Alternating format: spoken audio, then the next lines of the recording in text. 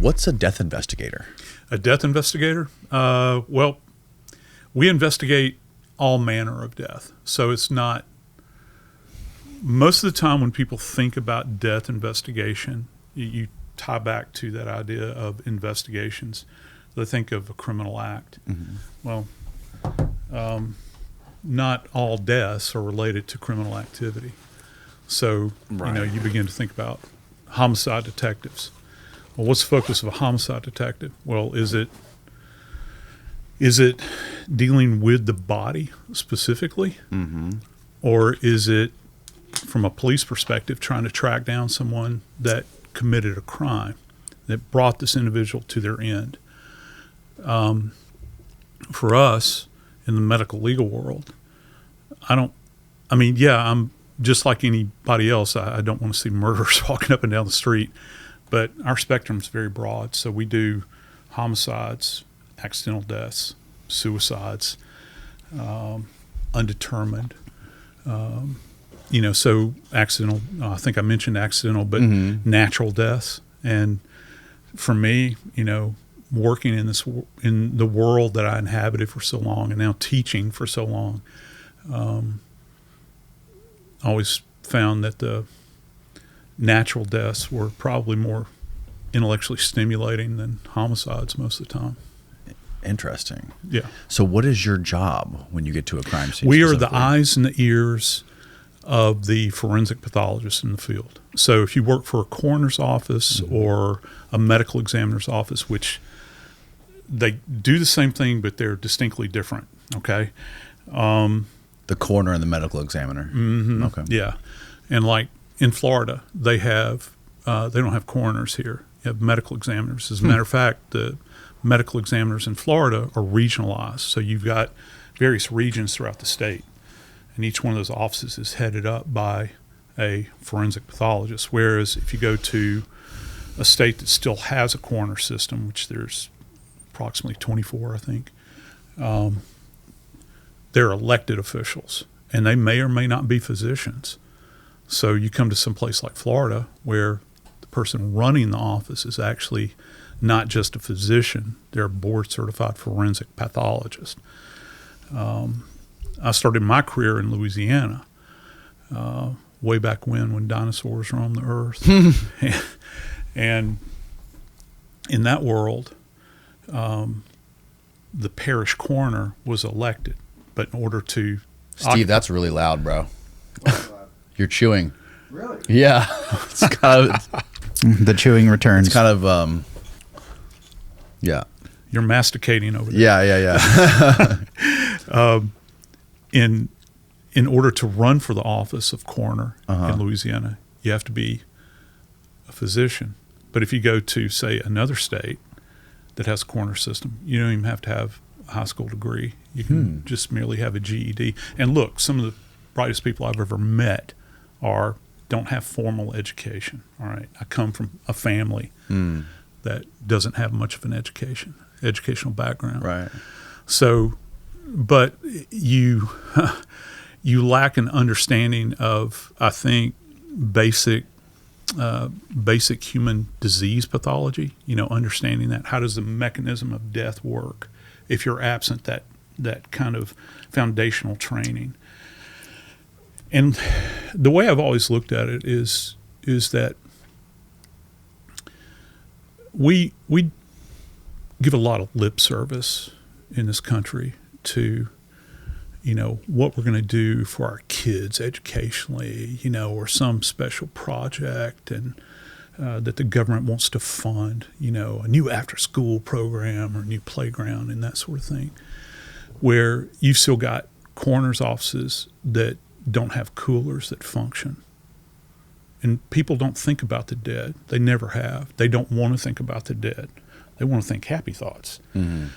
But the dead are probably, in many places, one of the most underserved populations that are out there. And by extension, their families are underserved. Let that sink in just for a second. I mean, I don't know how many folks that are watching this conversation right now, but everybody can kind of tie back to that moment in time when you found out you had a loved one that died. Just a little closer. And you're in a vacuum with that. It's something that's very personal. It's something that's very, very personal to that individual. And it's a hell of a burden to bear. It's a final moment that you can't retreat from. They're gone forever and ever. Amen. There'll always be an empty chair at Thanksgiving. And most governments that fund these kinds, whatever their medical legal system happens to be, whether it's coroner or medical examiner, people don't understand, the politicians don't understand the dead, and they don't understand their families. And they'll go pay lip service to it and they'll say, well, we've had another person shot down in the street. This scourge can't go on. You never think about what happens to the body, how that government agency is going to handle the body, how they're going to take care of them, how they're going to get them identified, which has always been a major problem right now. The NamUs list, which is the database that we have nationally, is filled with in excess of 30,000 unidentified bodies, and going back ages and ages, people that have remained unidentified for years and years. Whoa. Yeah, it's quite striking when you think about it. And it's a real shame. I mean, it's heartbreaking. So what typically happens to bodies that are recovered that are not identified? What's the standard protocol? Well, up until a few years ago, many medical legal organizations would merely have the body cremated, after they had done a dental exam, perhaps had taken some kind of biological sample that could be retained for the purposes of DNA in the future. But there's kind of this seminal moment that took place in South Carolina where the body of a decomposing African-American male was found in a creek. And that creek cut through Marlboro County, South Carolina, that on the other side of the creek was North Carolina. But the body happened to be in Marlboro County. And the body was severely decomposed, obviously a homicide victim.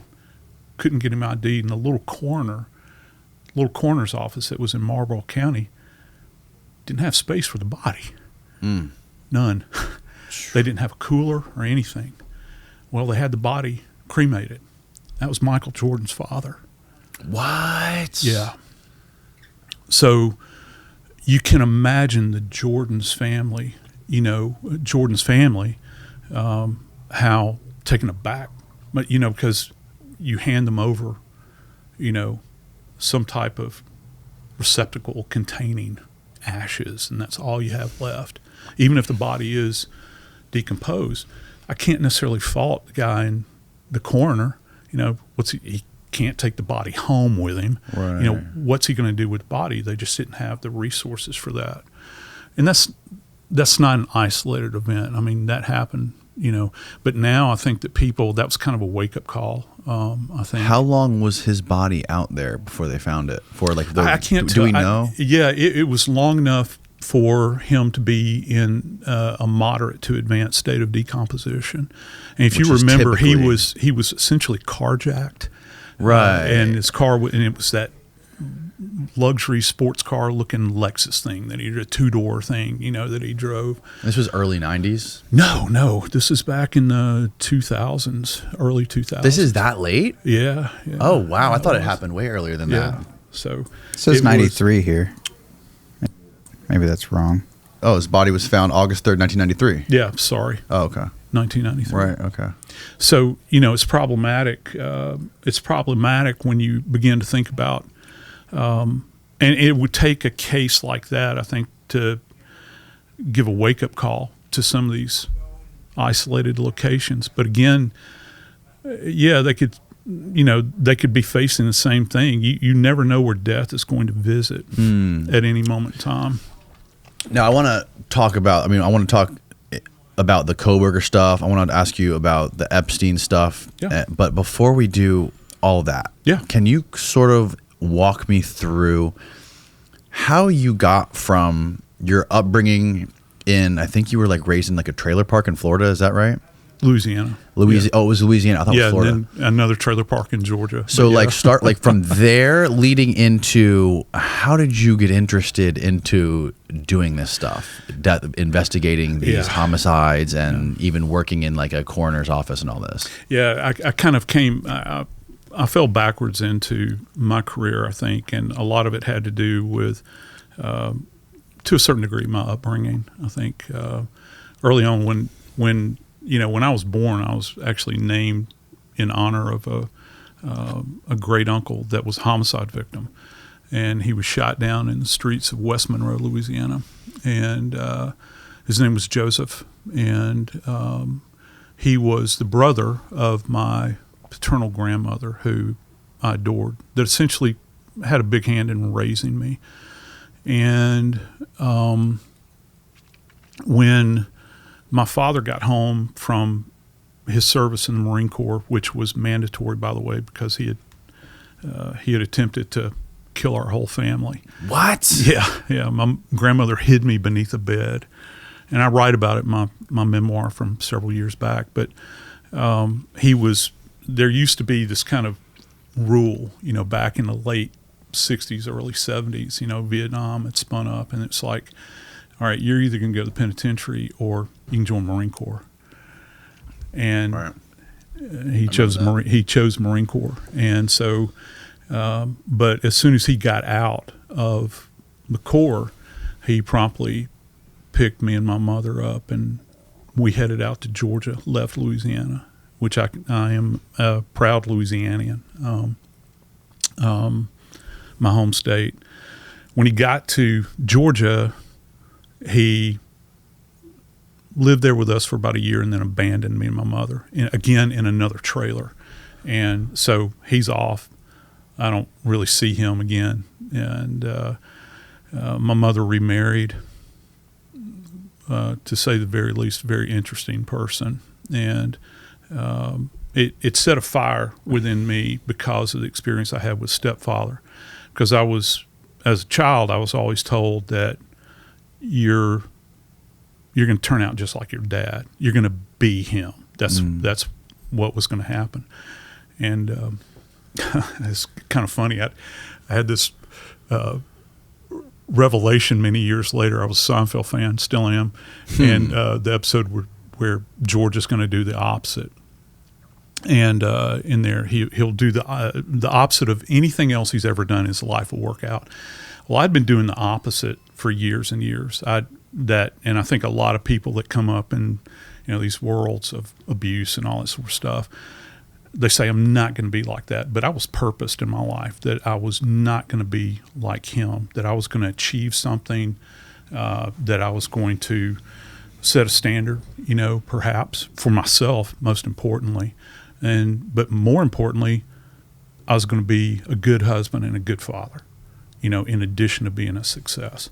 Fall is here, along with cooler weather, busier schedules, and a craving for warm, satisfying, delicious food. And as busy as I am, I don't always have the time to plan something good and tasty. And that's where today's sponsor, HelloFresh, comes in. Their fall menu is next level and their biggest selection yet. That's right, HelloFresh has doubled its menu to 100 different options each week and includes recipes from around the world. Dig into bigger portions that'll satisfy everyone. Steak and seafood are at no extra cost, and there's 3 times more seafood than before, which I'm not mad about. And they offer seasonal produce each week, from snap peas to stone fruit. 91% of customers say they feel healthier after eating HelloFresh. And maybe that's because they offer tons of veggie options and their meals are never frozen. I love HelloFresh because it allows me to have delicious, healthy meals without having to spend the time and stress planning and prepping for it.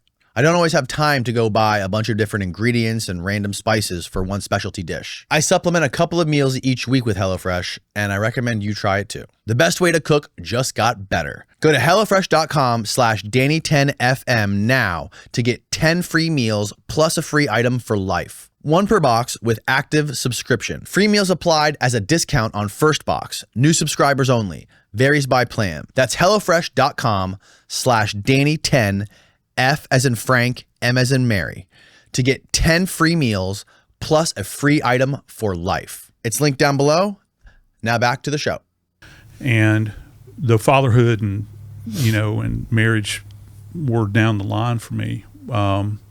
When I finally got back to Louisiana as a very young man, I happened to be working in a hospital, doing orderly work as I was attending a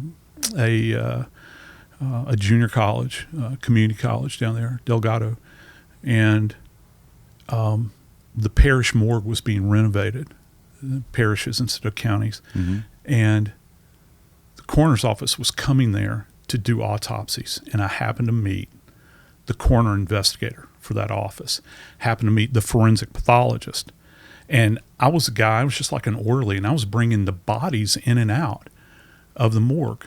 They just asked you one day, like, yeah, hey. well, I mean, it was just kind of what you did, and they took a liking to me. I started attending autopsies on my own in my free time, in between working and going to school, and I was studying criminal justice and biology, which is kind of an interesting mix, and I started attending autopsies on my own. Even I never got paid for it, and then I started volunteering to clean the morgue. Which, if you think you've ever had a mess at your house, just imagine sweeping up maggots and cleaning up blood and decomp fluid and all that. But I just kind of immersed myself into this environment because, as horrible as those things are, I began to realize that I had an opportunity to sit at the feet of these very learned people and do essentially their bidding in that, but it's this kind of transactional relationship where I was gaining knowledge, and they didn't mind me asking questions, man. And the next thing I know, one day they're like, you want to close? And I was like, yeah, close it down every day. And they're like, no, we want you to close. We want to teach you how to close. And they hand me the Close up the body. Yeah. And I'd seen them string needles. It's not like doing suturing. If you've ever been in an emergency room and gotten sutures, Sure. it's not like that. Yeah. So you use a baseball stitch with a big S needle, and you're using kite string. So you're sewing the body up with the standard Y, the Y incision they make to open the bodies. Everybody's seen this on TV shows. References made to this, and I had to close the head up. Had to bag the organs. All the organs go into one bag and they're placed down into the chest cavity, and then everything's sewed up. God. But, while I was doing that, because they saw that I had a willingness to learn and that I was doing a good job cleaning up, eventually the pathologist looked at me and said, "You want to open?" And I was like,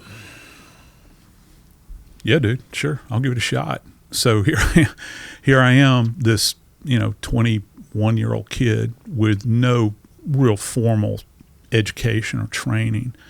They hand me a scalpel, and I've never been so terrified in my life when I was opening a body for the first time. Because first off, the one thing I kept thinking about, I'm going to cut myself. And then the other thing that comes into this is you don't know how much pressure to apply.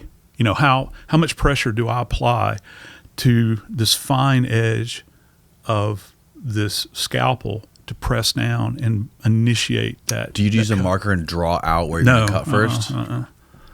No. You just freehand it. Freehand it, yeah, because you've been watching them do it. And, in forensic autopsies in particular, you don't want to make any marks on the body whatsoever other than to facilitate the opening of the body. And that's after you've completely examined the body externally. Because if you make any kind of marking on a body, that you might be disrupting evidence. So it's not like you're going to make a dotted line on the body and follow that. But after a while, you get grooved with it. And, I've done thousands. I've participated in thousands of autopsies. Right. But, Danny, I tell you this, man. Out of all of my education I received subsequent to that, the best classroom I was ever in and will ever be in was the autopsy suite. It Right. made me a really good death investigator, because in that environment you begin to learn what the forensic pathologist wants. Right. Okay. And contrary to what you see, these new TV programs, forensic pathologists don't go out to crime scenes. They just, they show them, in these shows showing up. They will if there's like some kind of like mass fatality event or something that's going to be really high profile. Mm-hmm. You take a look at Tom Dr. Noguchi, who was the coroner medical examiner in L.A. For years and years. He was called the coroner of the stars because he did Belushi's autopsy. He did Sharon Tate's autopsy. Oh, really? Oh, yeah. Bobby Kennedy's. I mean, the list goes on and on. God, an autopsy of a pregnant woman. Yeah, I know. Isn't that something? Oh, my God. And I participated in many of those over the years. Yeah. And you're doubling up at that point because you're doing 2 autopsies. See, most people can't plumb the depths of this most of the time. And Dr. Noguchi, unlike many of his colleagues, he even writes about going out to the Tate house and seeing things. And I learned, he wrote a book, maybe 83-ish, I think it was called Coroner at Large. And it's kind of a quick read. It's interesting. And he talks about some of these cases. Noguchi? Yeah, Noguchi, Dr. Thomas Noguchi. Fascinating character. As a matter of fact, recently someone has recently written a biography about him. He's still alive to this point. He's one of my heroes. I've had an opportunity to meet him a couple of times. Dr. Noguchi passed on a bit of great information, and it's applicable to anybody I'm teaching nowadays. Our tendency as humans, even as a death investigator, even as a homicide investigator, if you have a deceased individual in a room, in a space, our eyes are drawn to that body. And he stated this kind of plainly, he realized that the body is intellectually distracting. And so it's a very Eastern way of thinking. He trained himself that he knew that the body was going to be there when all is said and done. So he trained himself. If he would go out on scenes, he would force himself to look up. He would look up and he would start in the superior space like this, and he would begin to kind of pivot around, look at the ceiling, the walls, being able to contextualize body in its environment. And then finally his eyes made it to the body. He wasn't distracted by the body, and then everything else becomes an adjunct to it. Yeah. Mm-hmm. And, there are cases out there where people get so laser focused on the body, they don't appreciate the periphery. And many times the tale is actually told in the periphery when, you begin to think about blood splatter deposition, or you begin to think about broken furniture or broken window and all those sorts of things, and you haven't really, or an empty pill bottle, that maybe because your brain is so affected by that information that's coming in from this person this life is ended in such a horrible way. It's rather distracting. And he understood that. But he's the exception relative to forensic pathologists. The lion's share of them do not go out to scene. So for me, as a medical legal death investigator, first off, I understood my place in the pecking order. They're the boss, but we're the eyes and the ears of that person at the scene, and we collect the data, contextualize the body, examine the body at the scene, take all the preventative measures where we can guard any kind of trace evidence or contact evidence that's on the body. We have to make sure that the body remains as pristine as possible. And then we relate that information to the forensic pathologist. Because they might be back at the shop doing autopsies. They're, elbow deep in maybe 5 cases that day. And just because they're doing cases doesn't mean that death stops. It continues on. It's 365 days a year, brother. It never stops for Christmas. Doesn't stop for Thanksgiving. Doesn't care if you got a birthday party for your kids or baseball or a dance, whatever. It just keeps coming day in and day out. And that's kind of where my field varies from like policing. There's no getting kitty cats out of the trees. There's no reuniting a lost child with a parent. None of that stuff exists in our world.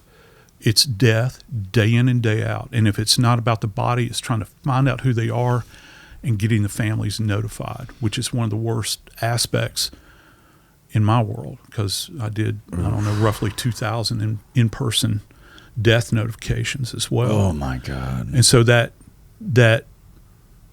weighs really heavy on you, because the first one I ever did, I still remember it to this day, and the last one was just as bad as the first one. That almost has to be worse than dealing with the dead bodies. It is, because, at that point, they're inanimate. You're changing their lives forever. Yeah, you are. I've equated it to pulling a pin on a grenade and throwing it into the room, shutting the door behind you. Yep. And you hear the yells and the screams and that sort of thing. And, there's an old saying in the South where people say it's all over but the shouting. Well, the shouting never ends. And even for these families years later, that screaming in their brains, it's always screaming. And I'll tell you a quick story, something that I've related before, but I had a young man that was just absolutely high off his ass. He had been smoking weed, all morning long. He had a dirt bike. And in New Orleans, they have what's referred to, people outside of New Orleans don't really understand this, but they have the center of the road, which most people call the median, they call it the neutral ground. And there's long history behind that term. People can look it up. But he was on his dirt bike on this 4-lane road that is separated by a canal. Eastbound lanes are separated from the westbound lanes by a canal, and there's a power line that runs, following the canal. And he's just racing up and down. So in Louisiana? Yeah, this is in the New Orleans metro area. And this kid was on this bike. He's in his early 20s, and he hits a guide wire that comes down to hold these power lines in place. And it diagonally decapitates him. And there were a group of kids standing there, and they watched this whole thing. We interviewed them, and they gave a great description, but they talked about the bike tumbled, his body tumbled, and then his head kind of rolled behind it. And that's literally the position, that I found him in when I got there. Well, I went and examined his body, pulled out his wallet, found his driver's license, and, we collected all of his remains, took our photos and measurements and all this stuff. And I grabbed a deputy sheriff, and I said, this isn't too far away. Let's roll over here and notify, see if anybody's at home. Rolled up, and it's kind of a typical, much like Florida, it's kind of a typical New Orleans home. There's a boat in the driveway on a trailer, and It's very Florida. A live oak tree in the front yard. Get out of my car, got the deputy with me. I go up to the door, pull out my badge, I badge him, knock on the door, badge him. This lady comes to the door, and I said, ma'am, I need to talk to you. Are you related to this kid?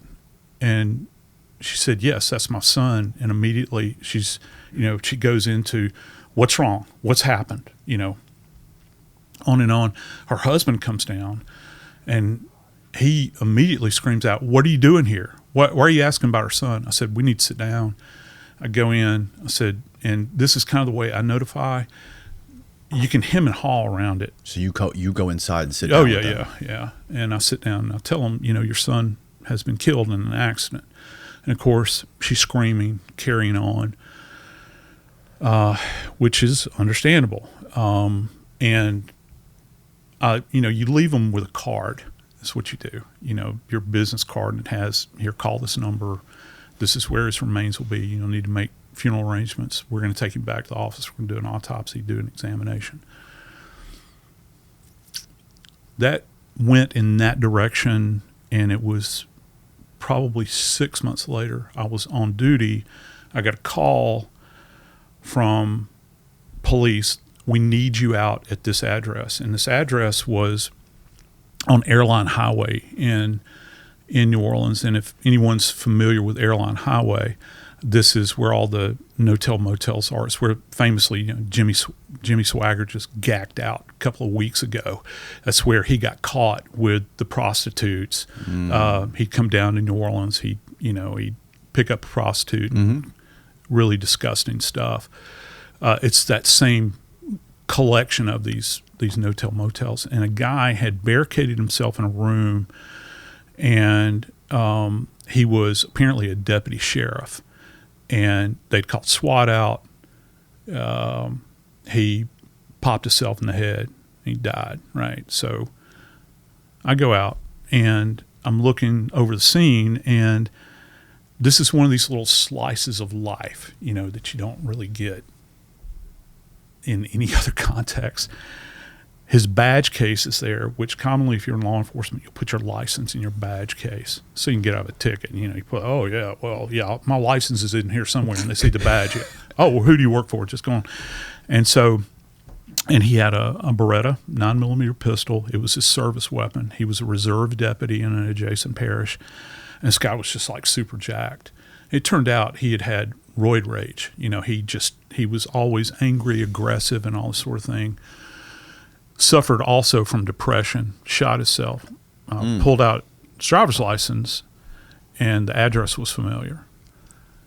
And I grab a deputy, and off we go. Now, this is pre-Katrina, so New Orleans was in excess of 1 million people at this time, the greater New Orleans area, and pulled up at the house, boats in the driveway, live oak trees in the front yard. And this was probably about 11 o'clock at night. Was it dad? Mom and dad were both there, and I knocked on the door, and this is not the greatest face in the world, but you would think that she had seen a demon rise from hell. The scream that went out, and I put my badge up, and I said, I need to talk to you. That's the kind of thing that happens when you notify families. You never know where it's coming from. So who was the cop? He was the brother of the guy that got his head cut off. The older brother or something? Yeah. Both sons. Yeah. Whoa. Yeah. So you work in this world where you never really know where anything's going to come at any point in time. It's where it kind of intersects. Reality intersects with these kind of, I don't know, it's almost like a weird spiritual kind of thing, because you kind of have to rise above it and understand that the thing that I had to do and didn't do it very well was that I had to convince myself that this is not my grief, this is not my kinfolks.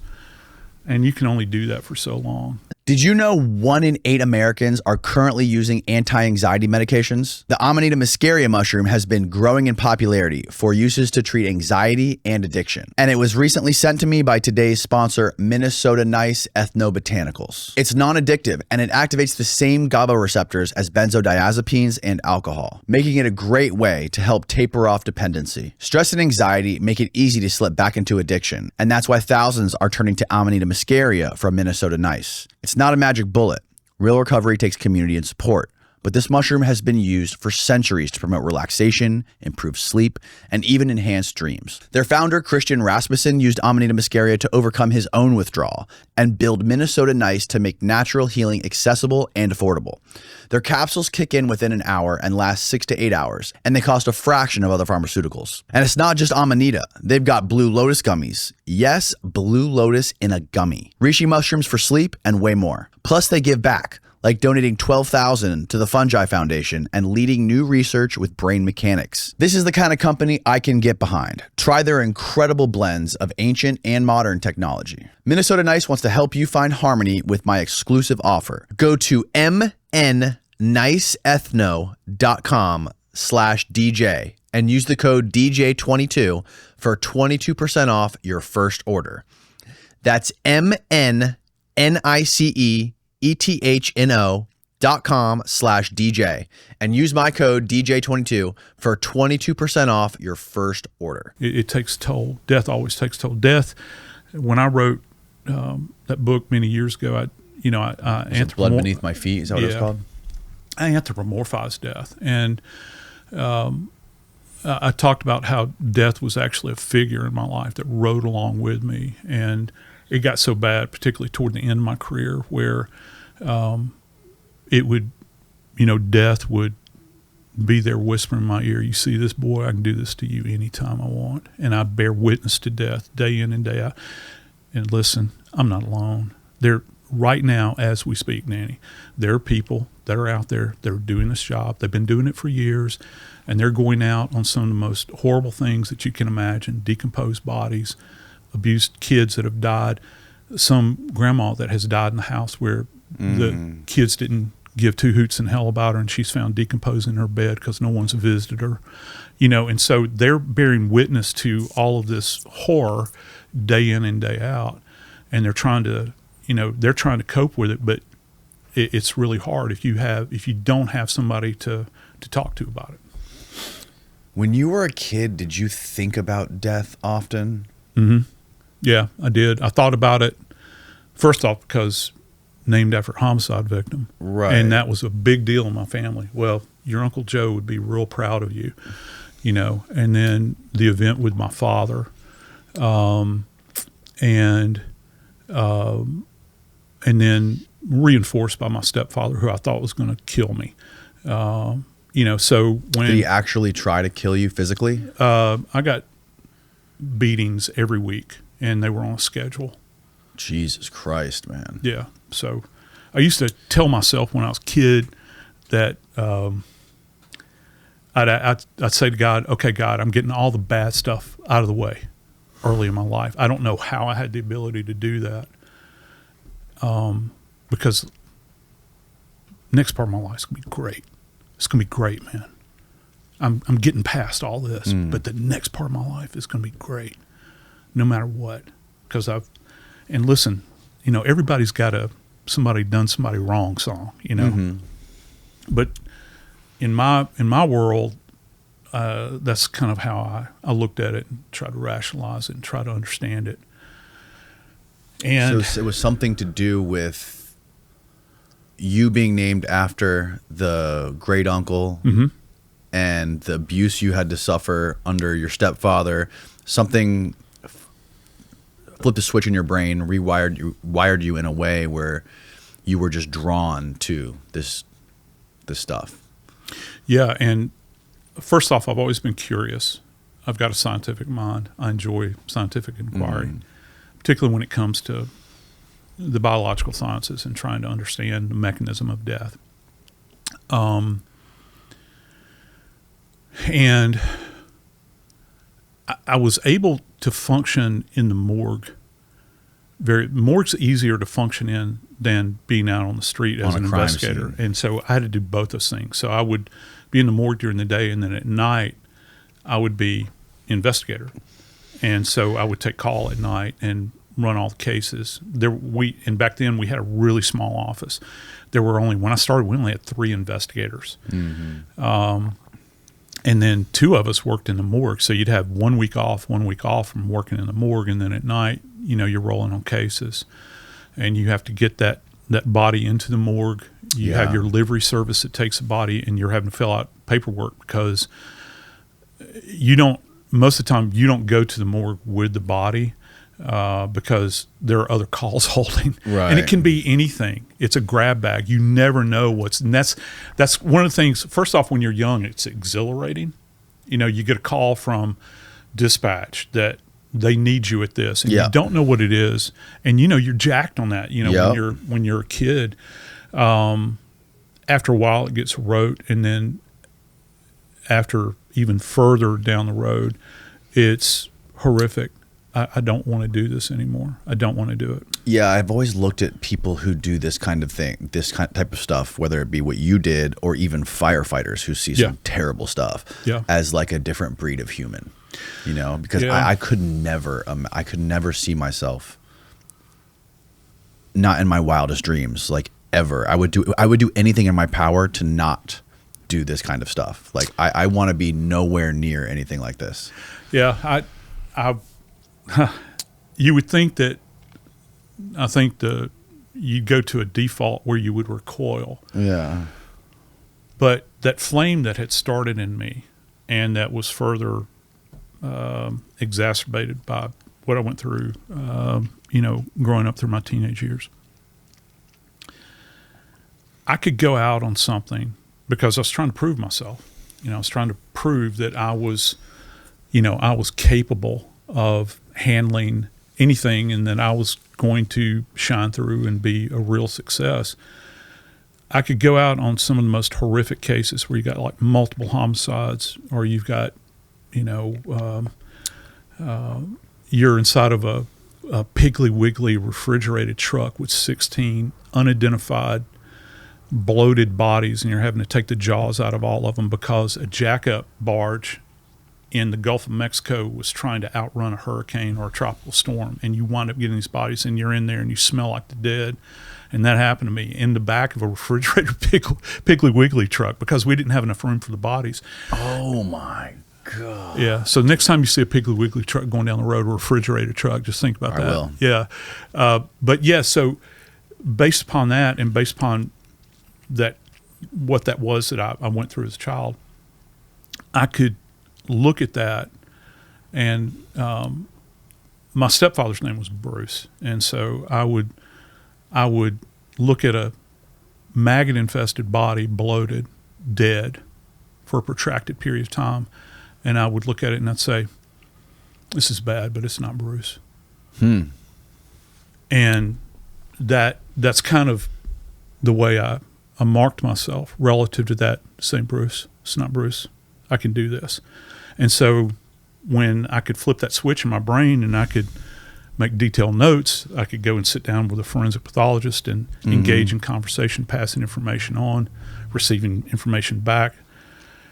That's kind of the marker that I would use for that. And it wears thin after a while. How do you compartmentalize this stuff that you see on the job when you were doing it every day? You don't. From going home at night? You don't. Never. No. Like, do you constantly have these images flashing through your yeah, particularly mind? when you're in practice with it. Yeah. As a matter of fact, your family gets drawn into it. When my wife and I first got married, it was kind of an interesting story. Let me back up just a second. I got the best wife in the world, Kimmy, and she we went on our first date. It was a blind date, and we were in Atlanta, and we're sitting across from one another at this pizza joint in Atlanta, and she was a teacher by trade, public school teacher, and she's like, "Now, what is it you do for a living?"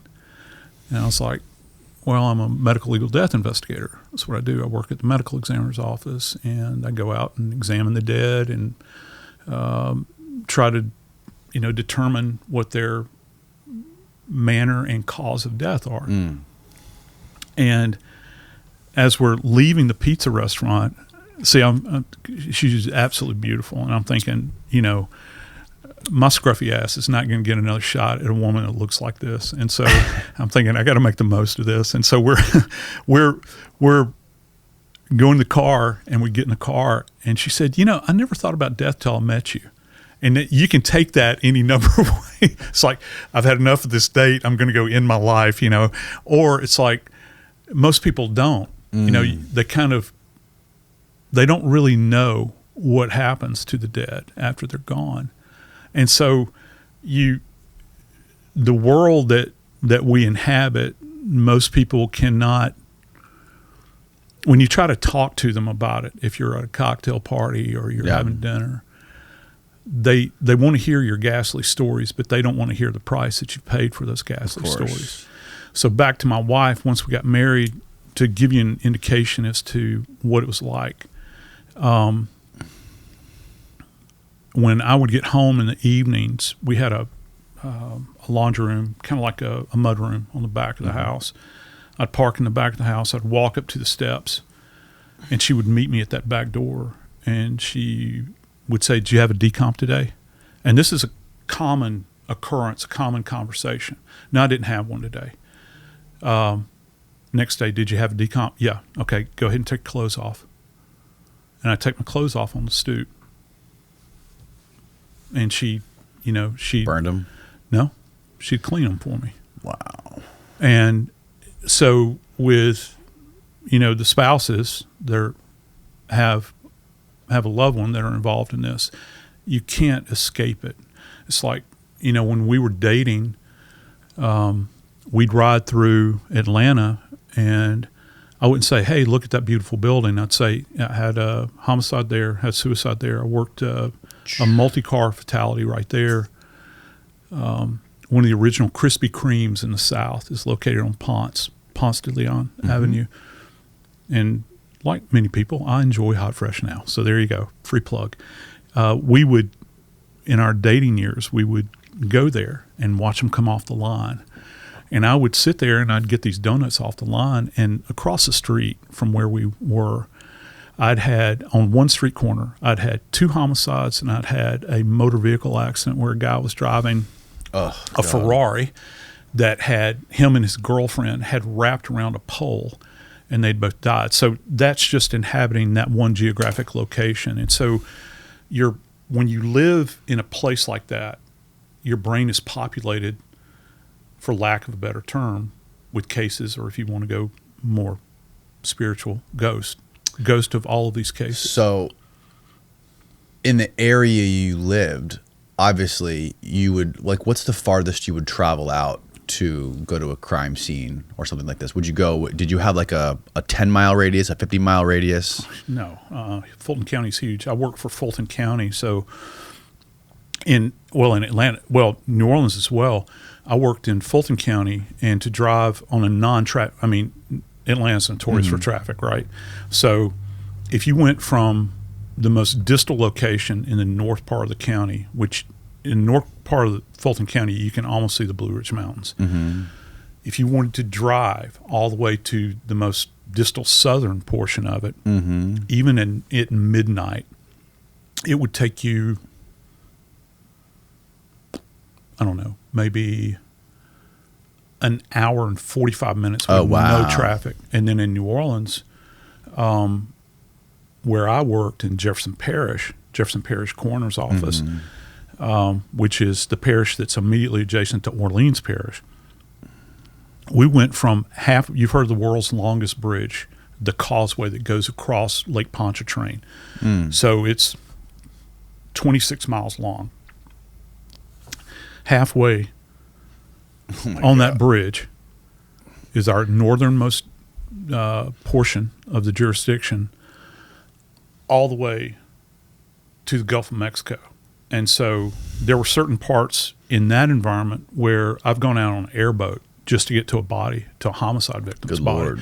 So it's a vast area, and you're servicing. But you live in this area. This is like this your home. I lived right there in Atlanta. There's no way. I didn't live in Atlanta. I lived a great distance out. I'd drive 60 miles one way to get to work. That's because that's got to be a crazy thing, because doing this kind of stuff in the place you live in, to where you can't go anywhere for fun or recreation without associating some terrible crime scene with where you're at. That's an interesting thing about memory. I'm reading this book about memory, and there's this ancient Greek writer who wrote about a memory palace, how you can create memory palaces. And the story goes, they were in a big dining hall in ancient Greece, and the place collapsed. And he was trying to rescue everybody that got trapped underneath rubble and underneath parts of the building. And he used his memory to sort of play the event backwards so he could remember who was trapped under what, so he could help rescue people. And that's how they coined this term memory palace. And now what these memory champions do, or these kids who compete all around the world in memory competitions, where they can memorize a deck of cards backwards, just looking at it once, is they create these memory palaces where they associate memories, visual memories, with specific physical locations. So they can go to a building, right? Like a building like this, and they start at the front door, and they intentionally place a memory right there at the front door. Then they'll move into the building and take a left and like walk down a hallway. They'll place another memory right there, and they'll put these memories in specific orders.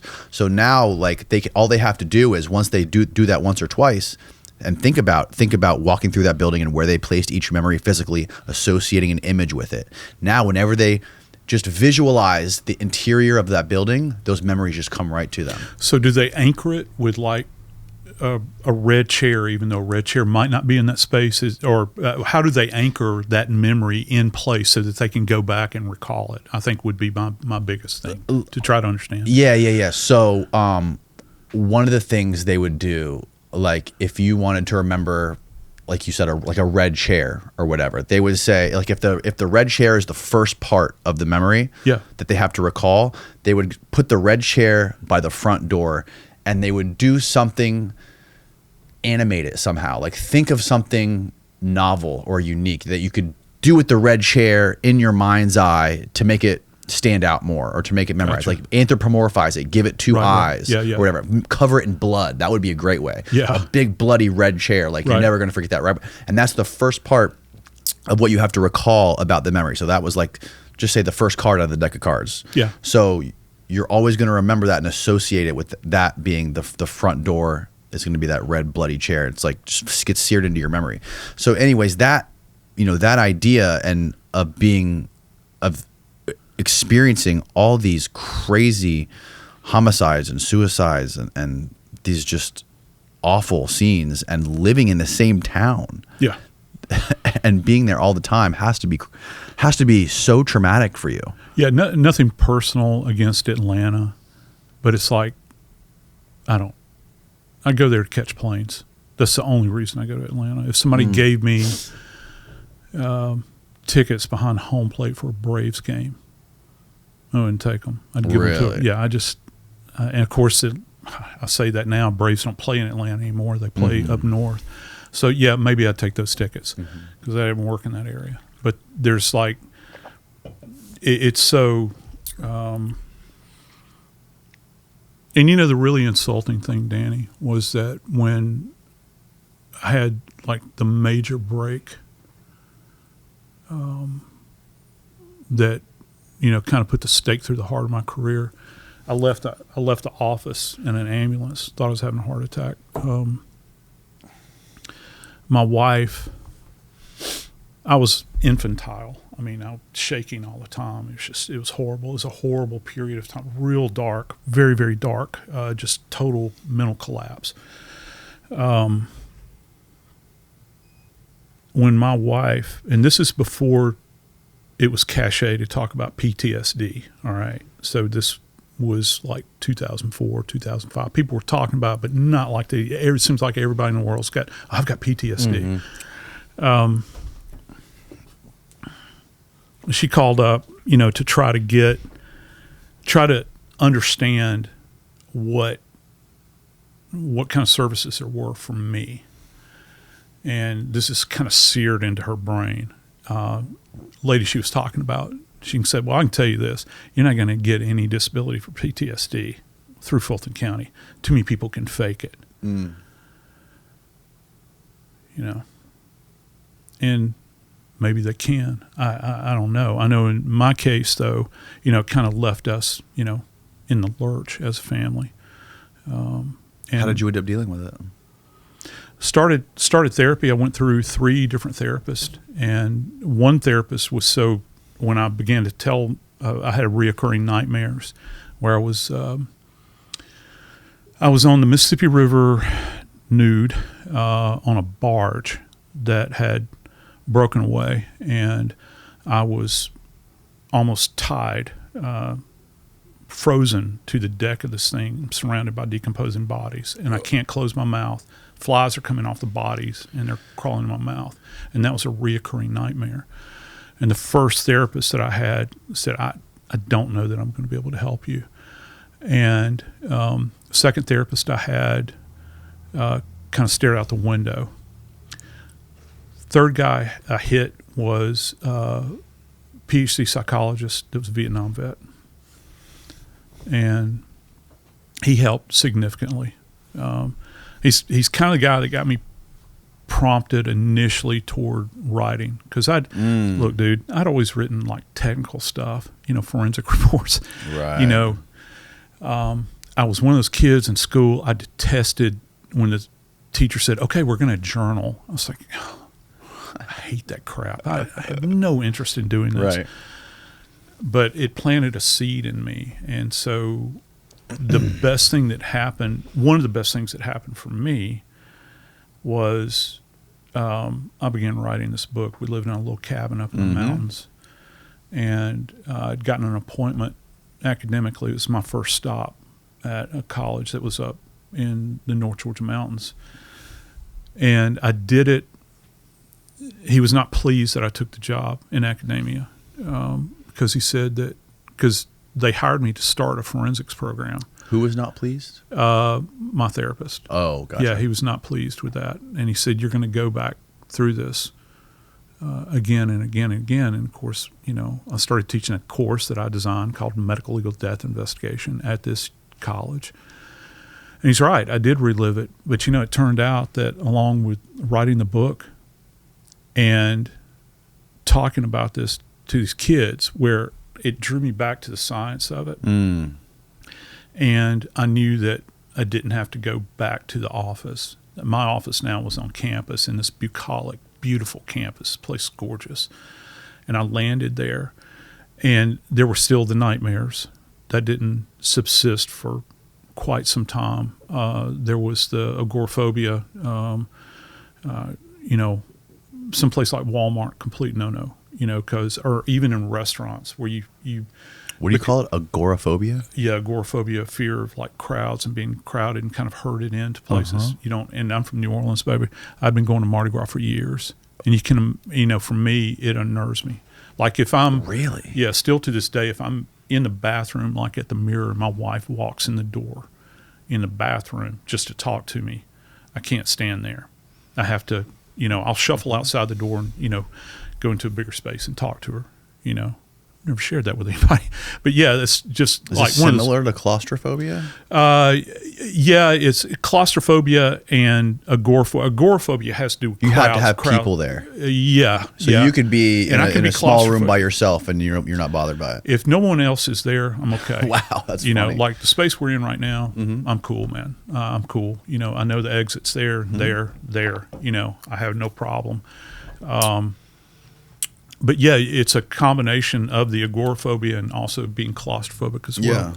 Yeah. I think my biggest and tip of the cap to them, my hell for me would be on a submarine. I don't know how people do that. Oh my God, I know, right? Yeah, I'm with you there. I couldn't. There's no way I could do that. I was in the National Guard, in the Army National Guard, and the reason I joined the Army instead of the Navy is I felt like that I could always run. I could always get away from somewhere. But yeah, there's no way that I could. Especially one of those tiny submarines, like the one that went to the Titanic. Yeah. That this thing collapsing in around you. Right. That's the ultimate, and that's a nightmare. That's a reasonable, like a reasonable Volkswagen fear bug. for everybody to have, right?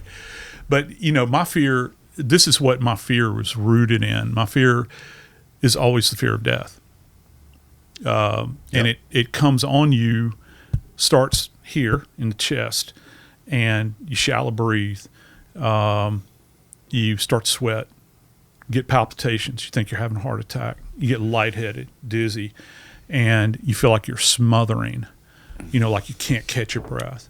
And again, I go back to the idea of anthropomorphizing death. That specter is kind of not as much today as it once was, but that specter is always there. I can do this to you anytime I want to. Brunt Workwear sent me these badass Marlin work boots, and they have become my go-to whenever I have any type of work to do outside. And if you've worn a bad work boot, you know all about the blisters and the pain. Right out of the box, these Marlin boots were comfortable, no painful break-in period, no limping around for a week waiting for them to soften up, just straight up comfort from day one. Eric Girard founded Brunt after his work friends complained that their boots hadn't changed since 1920. Brunt's boots are not just comfortable, they're built to perform. And it's not by accident. It's lightweight, weatherproof, slip resistant, heat resistant, and even electrical hazard rated. Basically, whatever the job throws at you, these boots can handle it. And the best part is, it doesn't hurt. I can't stress that enough. Brunt's got over 500,000 workers backing them up, and you can send them back if you don't like them. That's how confident they are. So if you're tired of work boots that destroy your feet more than the job itself, do yourself a favor and check out Brunt Workwear. Brunt was tired of workwear brands out there cutting corners. You work too hard to be stuck in uncomfortable boots that don't hold up. So they built something better. Boots that are insanely comfortable and built for the job site. And for a limited time, our listeners are getting $10 off at Brunt when you use the code Danny at checkout. Just head on over to bruntworkwear.com and use the code DANNY and you're good to go. After you order, they're going to ask you where you heard about Brunt, and please do us a favor and tell them we sent you. Brunt Workwear's link down below. Now back to the show. Well, there's that famous psychologist, Ernest Becker. Have you ever heard of him? Mm-hmm.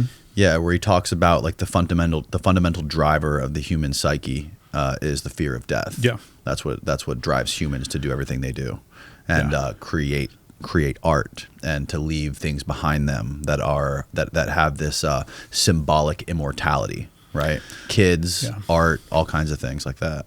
Yeah. It's interesting you should say that. I hadn't really thought about this too much, but I tell my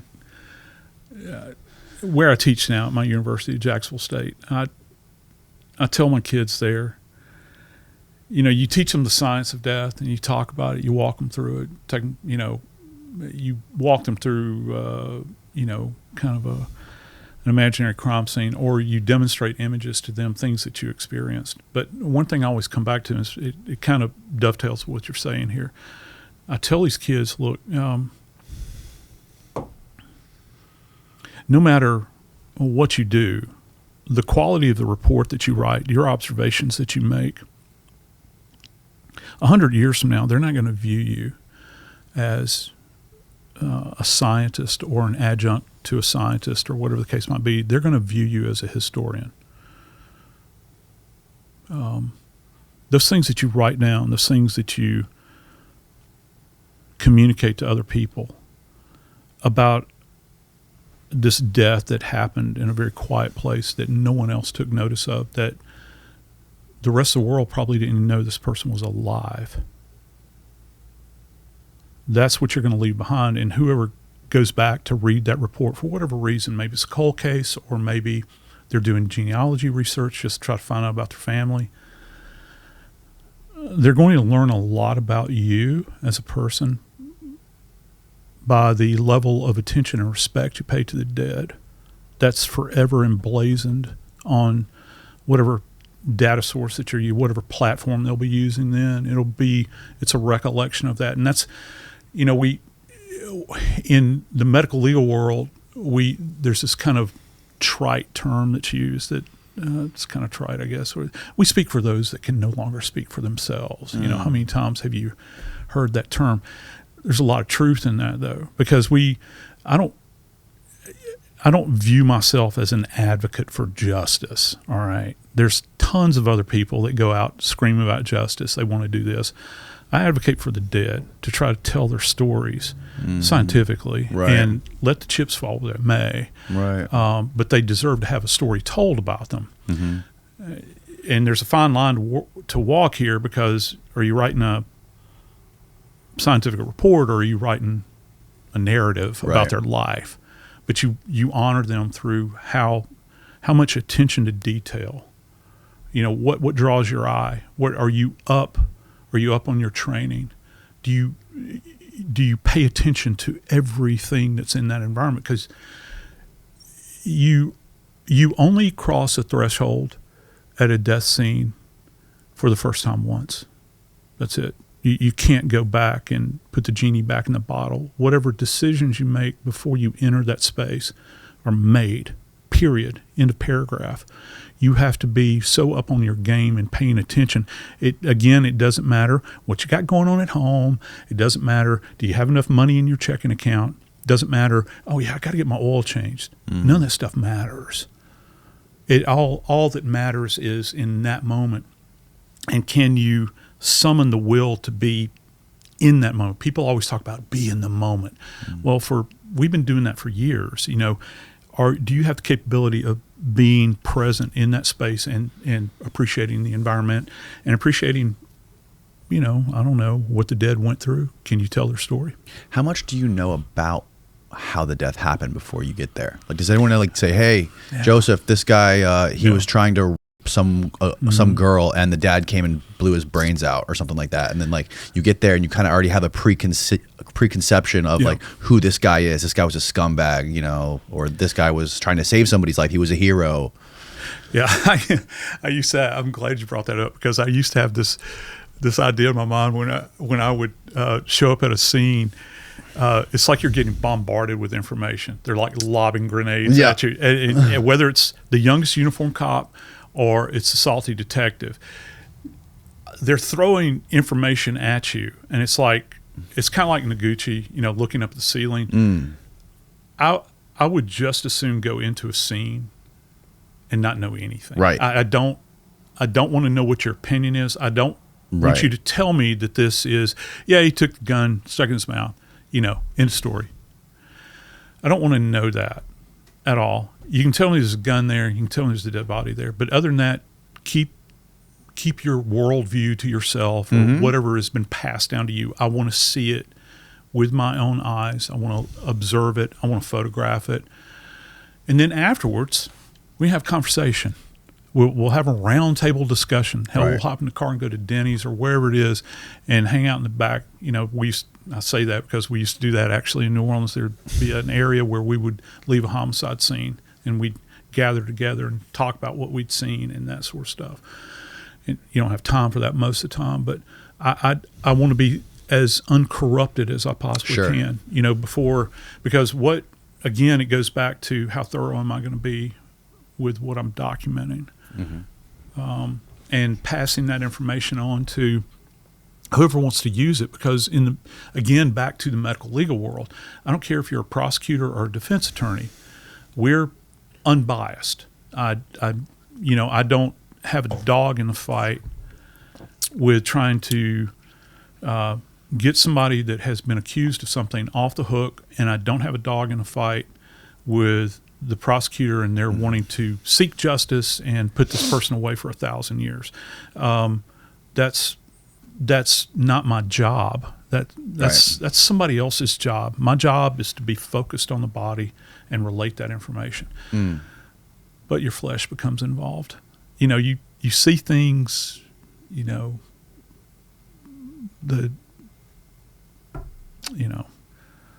how does it change your views or your worldviews? Really, it makes you hug your kids a lot tighter, and then they don't understand why you get quiet. That's when you see a kid, which I did, family had 2 kids, family had moved 24 times in 1 year, and the oldest kid was, I don't know, I don't want to state the age, but they should have been up thriving. They were living off of dirty mop strings in one instance. They were eating actually dirty diapers. Oh, God. Yeah. And, you look at that and This is in New Orleans? That one was in New Orleans. Or you look at, the grandmother who's, that's locked in the basement and she's got erosive breast cancer. So much so that, when I went to examine her body, the intercostal spaces, for lack of a better term, the rib meat, if you've ever pulled an intercostal muscle, working out or whatnot. Yeah. Completely gone. That was in life. You can actually see her lung. So she was rotting while she was alive. Yeah. And the daughter kept her in the basement. Both of her breasts were completely gone. She kept her mom locked in the basement. Yeah. And to collect her money. Oh my God. And you tell people those kinds of stories and they think that it doesn't happen. Right. It does happen. Yeah. It's a reality of the world.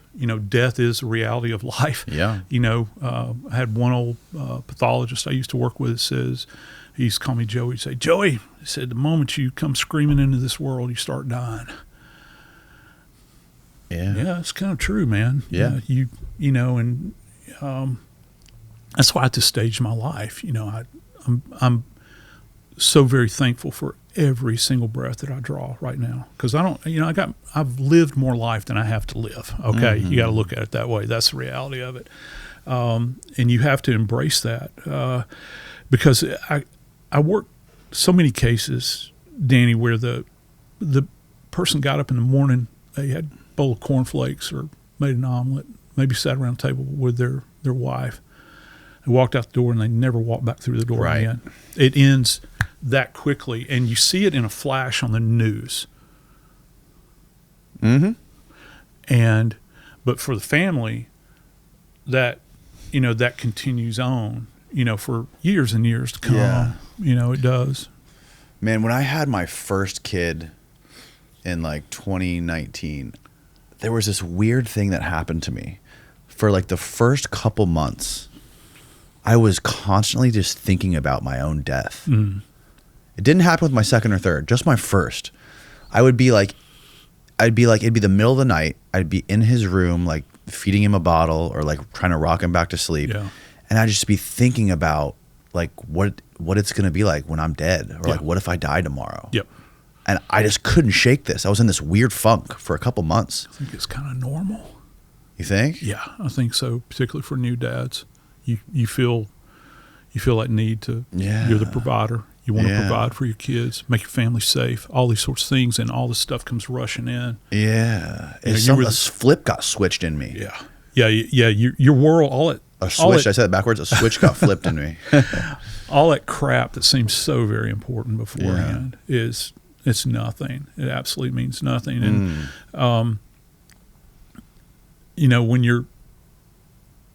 when you're notifying families, you witness that.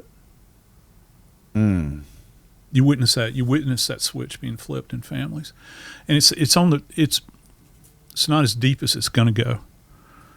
But you see them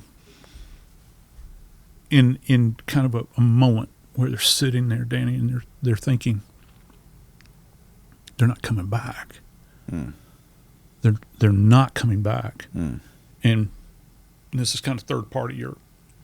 You've delivered this information. You're chatting with them, or you're trying to chat with them. They say there was a study that was done years and years ago. They say when you go out to notify a family, they literally only hear about 10% of what you say to them. Yeah. And then that makes sense. And let me tell you something, bro. When it was inevitable, I would be on duty the next day, and they would have my card. They would call, and they'd probably been calling through the day till I got back, and they would say, look, you told me something yesterday. You came to my home and told me my son died. I can't remember what you told me. And that's like this thing that happens. All they hear is dead. And then almost everything else is static afterwards, because you've traumatized them so desperately in that moment. And again, it's this kind of messenger of death, where you're going across the countryside and you're delivering this information. Right. And listen, it's really hard to know when to kind of peel it back a little bit. How much information. I had a case where I had a guy that was found decomposing in his home. He had I don't know how gory I can be with this, but let's just say that he was involved in autoerotic activity. And what is it? Autoerotic, what does that mean? Getting himself off by asphyxiating himself. And so and there's been, most of the time people associate with like hanging. But every now and then people will use like an oxygen deprivant, and he had an aerosol can that used a compound that in the past dentists had used for deadening of an area around a gum. And they actually sold it in for a time. They had been selling it in sex shops in New Orleans, in the French Quarter. And I'll never forget the name of the stuff was called Gas. It had a big laughing face on the front of it, and it's GAZZ. We arrived at the scene, and there's like fruit that's laying, whole pieces of fruit, and it's covered with this kind of slimy fecal residue, cans of Crisco that are everywhere. He's bent back on his knees. He's wearing fishnets 9-inch heels. He's wearing what I came to find out was a widow's bra. I didn't know what a widow's bra was, but it's, like a corset with a bra built in. He's got pantyhose stuffed in it, a blonde wig, and he's got a plastic bag over his head that has a can of this stuff, and he'd spritz it. And by the by, he's got a hand massager which is plugged directly into the wall, not battery operated, and it's got two elastic straps.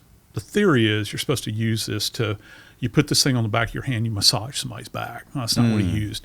He had taken his testicles, clamped them off with one of the straps, wrapped the other strap around his penis, and he'd been down for days. His penis looked like a piece of bacon. It was about that thick. And so he dies in this environment, squalid environment, fecal covered fruit everywhere. And it was one of the most disgusting things I'd ever seen, even by my measure. And I was young, very young as an investigator when I worked that case. And this guy was a computer engineer, he's highly educated. And he's from Virginia originally. He graduated from Virginia Tech, if I remember correctly. And I had to get his mother notified. And she lived like in the Tidewater area of Virginia. And she had that kind of soft, gentle tone, when she talked, and she was an older lady. And I'd sent a police officer out to her house, had her get on the phone so that I can, notify her over the phone, but with a police officer there. The ideal thing is how old was this guy? How old was he? I guess he was probably in his late 30s, probably. Okay. This is back in the 80s in New Orleans. And in my arrogance, I'm talking about giving people too much information. In my arrogance, I guess I wanted to impress this little old lady that I had just told her son had died. She says, how did he die? And I made the mistake of saying, well, it was autoerotic asphyxia. She didn't need that information because you know what the next question was? What you just asked. What is that? Right. What's autoerotic asphyxia? Right. So now I have left her with this scarring stain in her mind of her son being found decomposing on the floor with this vibrator attached plugged into the wall. Yeah. I had a moment where I remember, of course, all the cops are standing around and they're like smiling. The thing was still going when I got there. They were not going to touch it. And they were all like looking at me like, who's going to do this? Right. And I remember thinking in my mind, please, dear God, don't let this be the last thing I see, because I don't know, it wouldn't have been running, I guess, if it had shorted out, but I had visions for a millisecond that I was going to grab hold of this wire and then plug it and I'd be electrocuted and this would be the last thing I'd see. Oh, no. But, it was, it would have been, I guess, after a period of time, she wanted to ask that question. It would have been appropriate to give her that information, but it's like, the term pablum, which is something you feed a baby. She needed pablum at that moment in time, just enough to sustain her before you move her. And it's hard to understand because families will come at you. They'll say, you tell me how he died. Tell me. And the I other can thing, take it. Huh? Like, I can take it. I can take it. You tell me. And, I've had people, they want to see the body. I want to see my family's body. I've had people throw punches, push, all that stuff because the body's in the morgue. And you tell them, look, you're not going to see the body here. You need to go ahead and make arrangements at a funeral home. And I've had on 2 occasions where I've had families reach out to their attorneys and threaten us if we don't allow them to see the body. And we acquiesce. Okay, but you're going to sign a hold harmless agreement. And, in 2 of those cases, families said, guess what they said? I wish you hadn't let us see the body. Because the body was just ravaged. Yeah. But people don't. You don't want to remember this person that way, and right? you personally, you don't want to subject them to this. It's cruel. I would not want them to do it.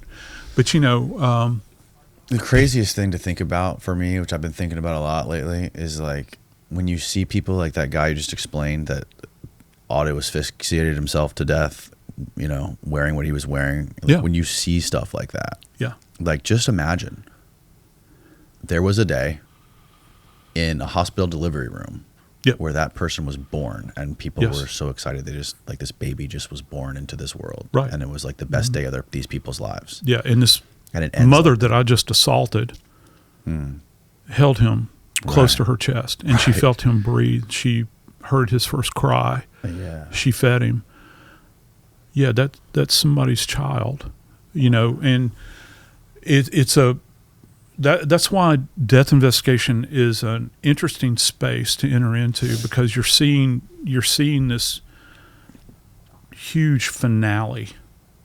You don't have privy to the prelude. Right. You know that there was a prelude, but you're seeing this huge finale. Mm-hmm. And many times it's this fantastical crash. On the other hand, I've had a lady. I wrote an article. I saw you had Gavin from Vice a couple of weeks ago. Wrote an article for Vice. I didn't even know what Vice was. This is back in 2014. I told my students at the time. I said, I got an email from somebody at a place called Vice, and they want me to write an article. And, How long ago was this? 2014. Okay. And they were like, yeah, I think Gavin That's when they left- were left- still cool. Yeah, and they were like, Vice contacted you, Professor Moore? And I was like, yeah, who are they? Then I went and looked at it, and I was like, I don't know if I want to write this, but they did a true crime edition. And I wound up, writing that article. And in doing so, I kind of opened up my life to them, people that hadn't read the memoir, and, just kind of talked about what it was like, out in the field, being a death investigator, and the scars that come along with it, the things that you see, the things that you kind of carry around with you, forever and ever. And it, that I think they wound up republishing the thing like in 7 different languages, and wow. that sort of thing. And so it and I didn't expect, what was going to happen happened, with it. And couple that with the book, and that's how the news media kind of found out about me. And I've been, kind of indwelling that world ever since, since that period of time. What are your thoughts on the death penalty? My thoughts? Yeah. I've Do been you think about it much? Yeah. As a matter of fact, I actually do episodes on my show about death penalty and but here's kind of the thing. When it's announced that someone is facing, whatever it is, nitrogen deprivation, which they're using now. Oh, really? Yeah, and they used it in Alabama recently, a couple of times. Nitrogen deprivation. They put them in a room and suck. It looks like a firefighter's mask they put on their face. Wow. Yeah, and Is that because they more never humane? can get the damn formula right for lethal injection, or people are always protesting about it. It's not a very pleasant way to die. And I know there's people who say, well, it shouldn't be pleasant. They did, and you return, and then you've got these people that are using firing squad now, and I think Who's using that? South Carolina, I think they tried it, and the guy eventually died. There were some of the shooters that missed the mark. I don't know how you can miss it, right? Because there's a patch. You're over pretty your close chest. up. Yeah.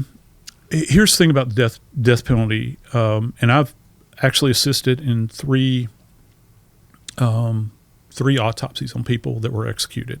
So one was an electrocution, and 2 were lethal injection. Why would you do an autopsy on somebody? Because they're in state custody when they die. Let me ask you this. How do you classify the death? Is it an accident? That's a good question. No, it's not an accident. Is it suicide? It's a murder. It's homicide. It's a It's a homicide. It's done at the hand of the state. And it's a legal homicide. yeah. I'm not a big fan of the term murder. Murder is a lawyer's word. It's very dramatic. So homicide is very clinical, and that's one of the 5 manners of death. And so they're in state custody. And as a matter of fact, autopsies on any prisoner, but particularly when it comes to executed individuals, are more detailed than anything you can possibly imagine. I'm talking about the soles of the feet are dissected. What? Palms of the hands, up and down the arms. The back is completely dissected out. Yeah, everything stem to stern. Because what their goal is, you want to be able to prove this person wasn't tortured in any way prior to the state killing them. It's an interesting thing. So anyway, who makes the call? Who dictates that autopsies for these people who have been executed by the state? Who made the law or the rule that you have to do such an extensive deep dive on the autopsy? I don't know that most states say that they have to be autopsied.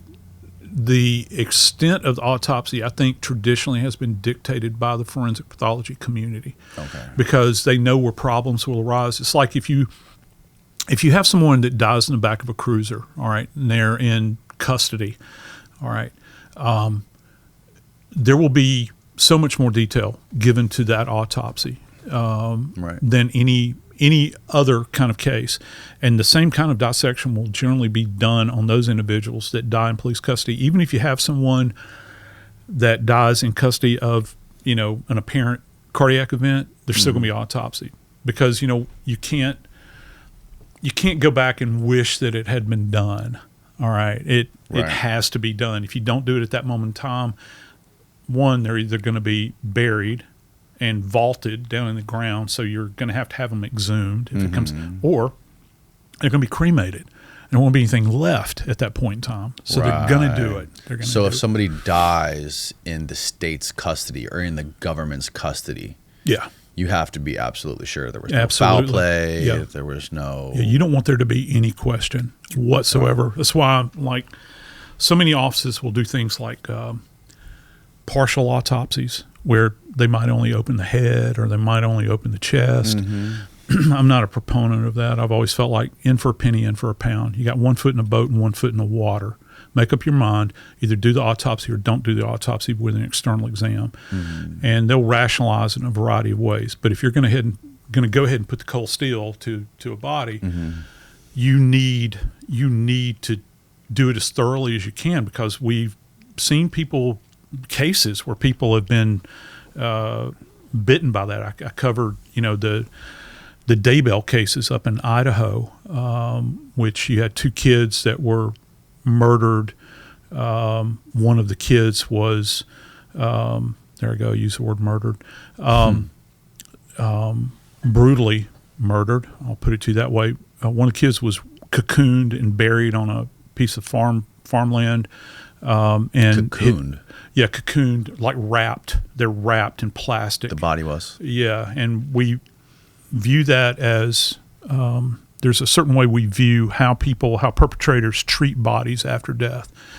Like cocooning of a body, burying a body, that's memorialization of a body. That means that you have kind of a tie. Even the most brutal murder, they're trying to, in their own way, first off, they might be trying to hide the body, obviously, but they're honoring the body. Whereas this kid's sister was within 50 yards, and they used a pickaxe to break her body apart as she's been thrown onto a fire and try to render her down.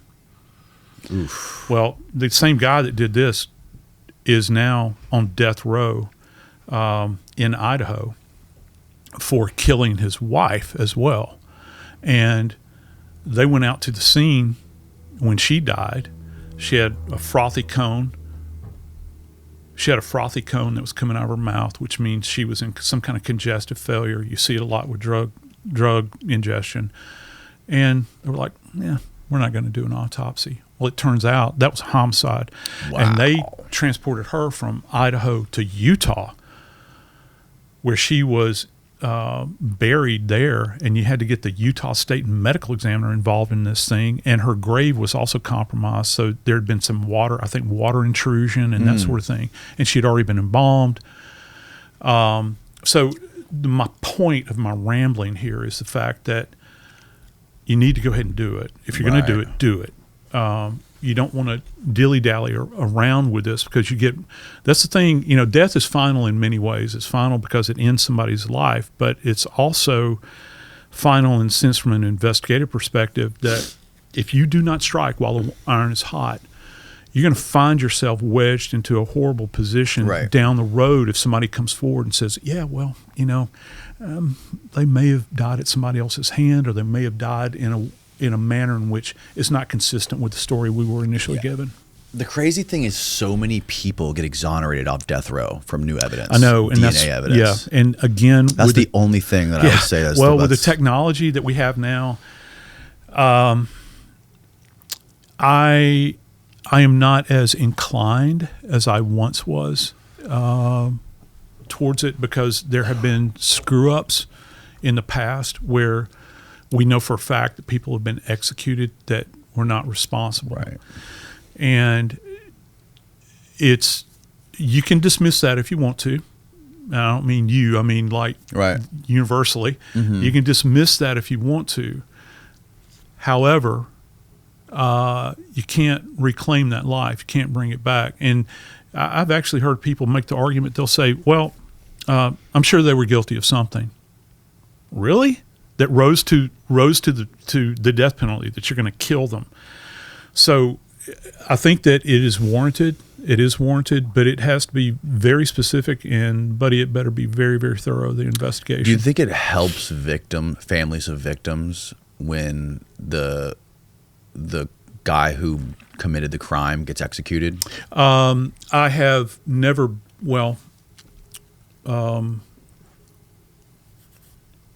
you think it psychologically closes any doors? They'll say, well, we can close that chapter, but they're always left wanting. And here's the other thing. If you try to make the argument for deterrence, that argument is facile. It doesn't exist. You can't. There's no deterrent, that you can connect. Oh, gee whiz, that guy got executed. He's been on death better row not do this. I could for get 25 years later. So how does it act as a deterrent? I always cite, just having this discussion the other day with somebody, there's this, I urge anybody to look this image up because it's a classic image. It's from the Old West. Everybody's dressed in black, they're black broadcloth, jackets and all that sort of thing. Mm-hmm. And it's a huge crowd that's in the center of this town, and there's gallows there. And you can see fathers in the image. I guess they're fathers. They're grown men, and they have the kids up on their shoulders. And they're facing the gallows. You don't see the accused I don't think you see the accused on the gallows. But people would bring their kids to these things. And in our mind, it's like, clutch pearls, that's horrible. Right. But I don't know it for a fact. I can actually probably say that the dad was saying, boy, let me tell you something. If you do this, cause and effect, this is where you're going to wind up. Right.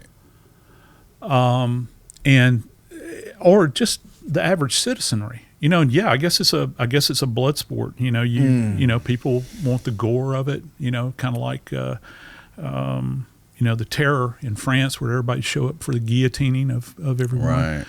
Right. I wasn't necessarily. Well, I guess you could drive people with fear that this can happen to you. But to my way of thinking, none of these executions have ever, in modern times, have never been done so that the public can see it. And again, it's like anything else with death. Most people don't realize the reality of death until it happens in their little space. Yeah. They don't think it's going to visit them. That's the weird thing about the executions too, is they put you in a little theater. Yeah. They put the guy, they strap him to the chair, whatever, in this room surrounded with with the glass separator, and these people sit in this little peep show. It's like a little death peep show for the people. It's such a weird thing. It is weird. I got invited to one when I was assigned to the state medical examiner in Georgia for a while as a liaison. Long story, but anyway, that's where I participated in these autopsies, and I had the sense about me at that moment in time that I knew that I didn't want to subject myself to it. And the way the law is, I think, I'm not sure, don't quote me on this, the medical examiner for the state in Georgia, I think, will actually attend the execution. And I got invited, like, once you come, it's like, no, I don't want one or I got enough horror, kind of rambling around in my brain. I don't want to watch this. It's kind of like people that sit around and watch beheading videos. Why are you doing that?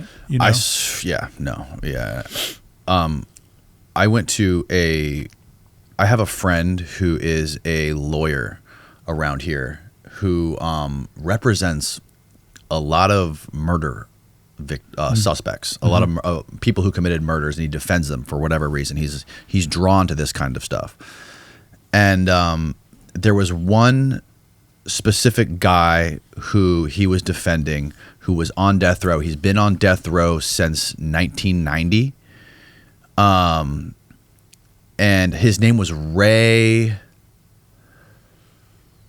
I can't remember his name. Steven, search Bjorn Brunvand, Bjorn Brunvand. That's the lawyer.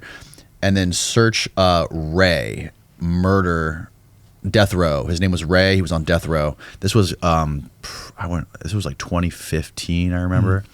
Anyways, he was Ray Crone? Huh? Ray Crone? No. He was at the prison in Stark, Florida, where is one of the two prisons in Florida that they still do executions. And he was scheduled to be executed that evening. That we drove up there, me and my friend, with cameras. We were doing a documentary on the whole process of him defending this guy. And he was like, yo, there's going to be a crowd across the street. He's like, come on, if you want to come interview people, he's like, go ahead, I'll be there. So we went, and there was this big empty field. On one side of the field, first of all, they had the giant field.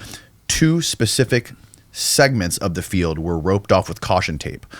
One big area that was caution taped off was the people who were basically protesting the execution of the guy. And there was a couple people there who had previously been on death row who had just been exonerated. Basically people who were against the death penalty in general, had no direct connection to the case or the guy. The other side were friends and family of the victims that the guy had allegedly murdered. And it was such a crazy experience going back and forth talking to both of them. And there was one guy on the pro-death crowd who had his daughter. His daughter was like murdered by a guy, and this was like 10, 15 years before this. He went there for that execution for that guy, and every single execution he goes to like help the families and like be there with the families. But it's like, these people aren't even in the little room on the prison. They're across the street, just like looking at the prison. And like, it's crazy. There's news cameras everywhere, interviewing people, interviewing the lawyers. And like, the guy is strapped up on the gurney in that room, in that prison, while they're waiting for the call from the Supreme Court to whether or not they're going to stay the execution or not. And sometimes they'll be there for like 10 hours. I mean, we were there for like probably 6 hours. And eventually they said, kill him. They executed him. No, this guy wasn't falsely. This guy. No, that's not the same guy. This guy was actually executed. And they don't know whether it's going to be stayed or not. So they're literally in that room, I guess, strapped up, getting ready to be injected while they're waiting for the Supreme Court to come down. No. They're in an antechamber. They're not going to leave them, because that would be considered to be cruel and unusual. Right. Okay. So they will. Once the call goes in, they'll actually leave them in. And once the final call has been given, they're not going to leave them strapped down for 10 hours or whatever like that. They're going to put them in a holding cell. Right, okay. Now, I don't, procedurally, corrections is outside my realm, but I do know that. But that's got to be so psychologically torturing. I'm sure I don't know if they give them last meals anymore or whatever, but like, they do have your last meal. You're going to be executed at 10 p.m. tomorrow unless they stay the execution, and you're in limbo. Yeah, you are, and you don't know if it's I think that everybody has this idea that there's going to be this white knight riding on a horse that's going to, if you're against the death penalty, that they're going to exonerate this thing, or somebody, the families might actually see, the governor as being their white knight, that's going to, get vengeance for their family. I don't. I have to be very frank with you. With the advance of That's him, Oscar Ray Bolin. That was the guy. With the advance of technology that we have now and what we can learn and what we've learned, particularly about the way certain investigations are conducted, it gives you pause. One of the things that I do, I got sidetracked. I was rambling, but I will cover executions from the perspective of the deceased, because most of the time when these things splash across the headlines, it's always about the person that's about to be executed. So we'll go back and cover what happened, like who were the victims. We'll give their background story about the victims and what they were subjected to, how this was handled, what kind of conclusions that the police reached at that point in time. Because that's what I do with my show. I try to teach. I use these real world cases to try to teach basic forensics to people that are interested in it in the true crime world. So for me, though, I know, because I've seen what's happened. I'll give you, for instance, I see what's happening in real time right now with, like, my friends at Othram Labs down in Texas that their goal is to clear out that list I was telling you about, the NamUs list, where their goal is to try to upend that list and get people identified. That technology has not existed before. And what they're doing, I think they've gotten just under 500 people identified now that have been moldering somewhere for years and years, their bones just setting up, because they're using forensic genetic genealogy in order to facilitate this. And they're using open source databases where they can go in and essentially, and this is not about crime. This is not about, like the Golden State Killer, which was a big deal. They used forensic genetic genealogy to catch this guy. But what I'm talking about is just somebody that's found out in the woods. And I've had tons of these cases that haunt me over the years, where you never know who they were. You might find a single bone, you might find a skull, who knows? You might have a clandestine burial where somebody just stuffed somebody in the ground and walked away from it, and they've been there forever and ever. But to be able to find out who they are and then pass that information on to the family and say definitively, scientifically, we've identified your loved one. Do you have somebody missing in your family? Well, yeah, we had a rumor they dropped off the face of the planet. His body is so-and-so. It's in this location, and we've confirmed this. And that person is taken off the list. So, and it's an amazing technology. So what I'm saying here is that just like that technology is being used in the case of these unidentified bodies, there's new technology that's out there, generally has to do with DNA, where you have to do a deeper dive with some of these cases to make sure that everything is above board, up to speed, that everything was done from an investigative perspective back then, that it would still stand the scientific test at this point before you push the plunger, pull the trigger, or turn on the gas. I wonder how they could use AI to do this stuff. I don't know. There's been a lot of talk about that, and it certainly would shorten. These numbers that you deal with in DNA are so mind blowing. Right. You begin to think about the expanse of that and how quickly it could be done with AI. Applying this and this thing's, and it doesn't sleep. Right. It's always working. Right. And that you have a human that can go back and fact check it. Yep. Now, with cases that come up still today, obviously you're not in the field doing this stuff anymore. You're teaching and you're getting the word out about it. But when stuff comes in the news, like this thing that happened with this Kohberger guy in Idaho, like what prompts you to get involved in it, and do you actually get involved with them, or do you just sort of like analyze them? Analyze.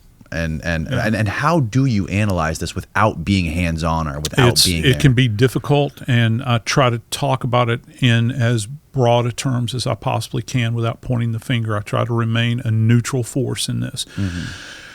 Anytime you get into the news, media coverage, it's like I covered the Chauvin case, Derek Chauvin. Really? George Floyd, yeah. And that was a controversial one. Oh, my God. Yeah, I covered it on air, did it for 18 days, always on air. I think it was like 4 hours a day for 18 days. Interesting. What did you come up with on that one? It was horrible. I hated covering it, and this is just my personal perspective, because the network that I was covering it with at the time, they would bring in essentially attorneys that wanted to fight. I'm kind of the one constant right here. I'm the science guy, kind of talking about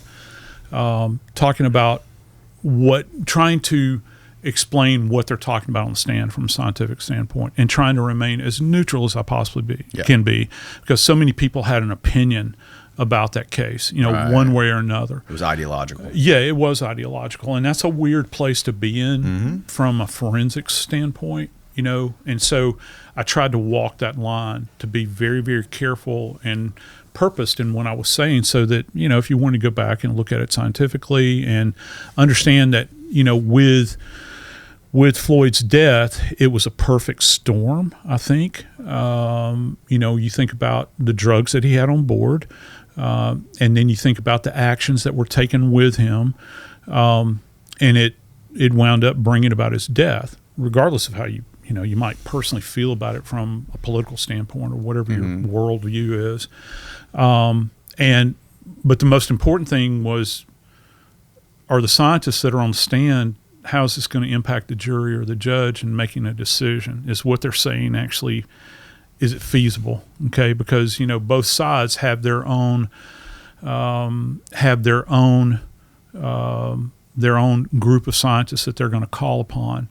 The defense was at a real disadvantage, I think, because they had very, very little resources to call on relative to medical experts that could address this.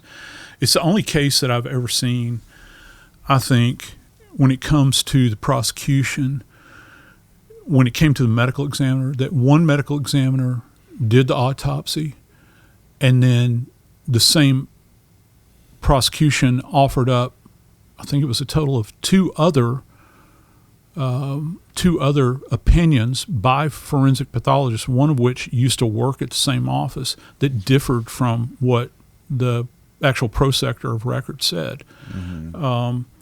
That was a real weird kind of thing to observe there, just trying to take it all in and understand that, what would possess the prosecutor to want to bring in, I think, a total of 3 forensic pathologists, and then they've got a guy that deals with cardiorespiratory stuff. This I think he was an Irishman, that had appeared. He was for the prosecution. They threw a lot, in that case for the jury to take a look at and understand. And it was really hard, kind of cutting through, a lot of the minutia that was out there. Yeah, that's the thing. That what the phenomena that happens over time with things like this is like you remember it when it happens. Like I remember watching the video, right? And then afterwards, after that happens, then you have everyone's opinion online. Yep. And then you have time goes by, and people's, when you start reading these opinions, everyone layering their opinion, and this happened now, what was it, 5 years ago, something like that? Yeah. 6 years ago, whatever it was. Yeah. And now it's like you're so far removed from it, and you want to remember something that happened. And it's like, well, I remember watching the video for 10 minutes 5 years ago, and I also have like hours and hours and hours of reading people talking about it and people's opinions of it that have nothing to do with what actually happened. Right. You know, just trying to understand the facts. The narrative evolves. Yes, it does. It becomes so disconnected from the reality of what actually happened. And when I saw it, yeah. I saw a dude with his knee on the guy. I don't know if I remember if it was on his neck. I don't remember exactly. But the cop had his knee on the guy's neck forever. And he was like saying, you know, like, let me go. I can't breathe, whatever. And then eventually the guy stopped moving, right? Yeah.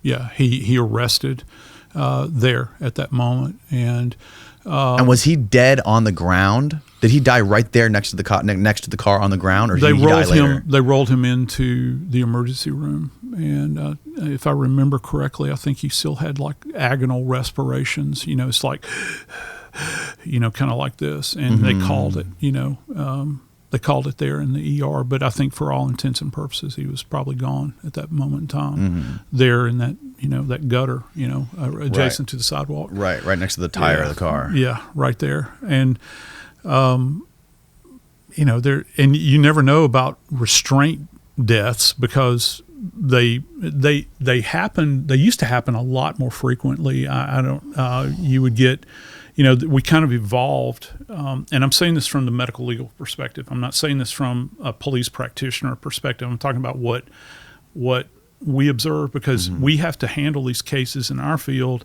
and be as objective as we possibly can. Right. You know, form and function. What were the mechanics involved in all of this? How did it actually go down? And then that's what I'm talking about, trying to remain neutral in this world and present the findings as to what the mechanism of death actually was. Well, were there any other contributing factors? Right. You know, drugs, that sort of thing. Well, there's two camps. It's binary with George Floyd. It's either the camp where he only died because he was high on drugs, on fentanyl, and there's another camp that says no, the cop basically strangled him to death, and he died because the cop had his knee on his neck. Yes. Yeah. But there's also like some people are saying maybe it was a combination of both. I think that it probably was. You know, here's the question, and you can't get past this. If Floyd had those substances on board, would he otherwise have died while he was walking down the street? Right. Were they at lethal levels at that point in time? And if remembering back, was it just a perfect coincidence that was the one time he was about to overdose, was when the cop put his knee on his neck? Yeah, and then you know, because here's the thing: if you've got these drugs on board, they're going to compromise your ability to uptake oxygen anyway, and so you get this individual in this asymmetrical position where they're flat on the ground. You've got just the chest being able to rise and fall is going to compromise their ability to process oxygen. You've already got a system that's being affected by a substance that's bounding through your system already. Right. It's a perfect storm, and it was very unfortunate that it happened. I don't know, and it's not really my place to know whether or not they got it right or not. I know that had those two individuals not met at that point in time, it'd probably be a different story. Totally. Now, why did you decide to do a deep dive on this Idaho case? It was a number of reasons. First off, I started covering Idaho on national news platforms. I've been on, I think, every single one of them. I'm pretty sure I have been. Every major network, I think, over that period of time. I started covering this thing the day after it happened. I think I was up at probably, matter of fact, there's like a show that Fox does that's a precursor to Fox and Friends. I don't even know if they still do Fox and Friends, but yeah, I didn't know anything about this case until a couple weeks ago. I started seeing the guy's face on TV, and I guess it happened a long time ago. And 2002, November 2002, and then I knew nothing until Julian told me about it. Shout out Julian Dore introducing us. God bless him. Yeah, please check him out. Yeah, he's amazing. He is a good guy. He knew everything. When I listened to you guys discuss this, and he knew every single detail. He knew like the kid's freaking first, last, and middle name, every single one of them. He knew what they all had for breakfast that morning. I don't know anything about this case. From a personal perspective, let me tell you why this case affected me.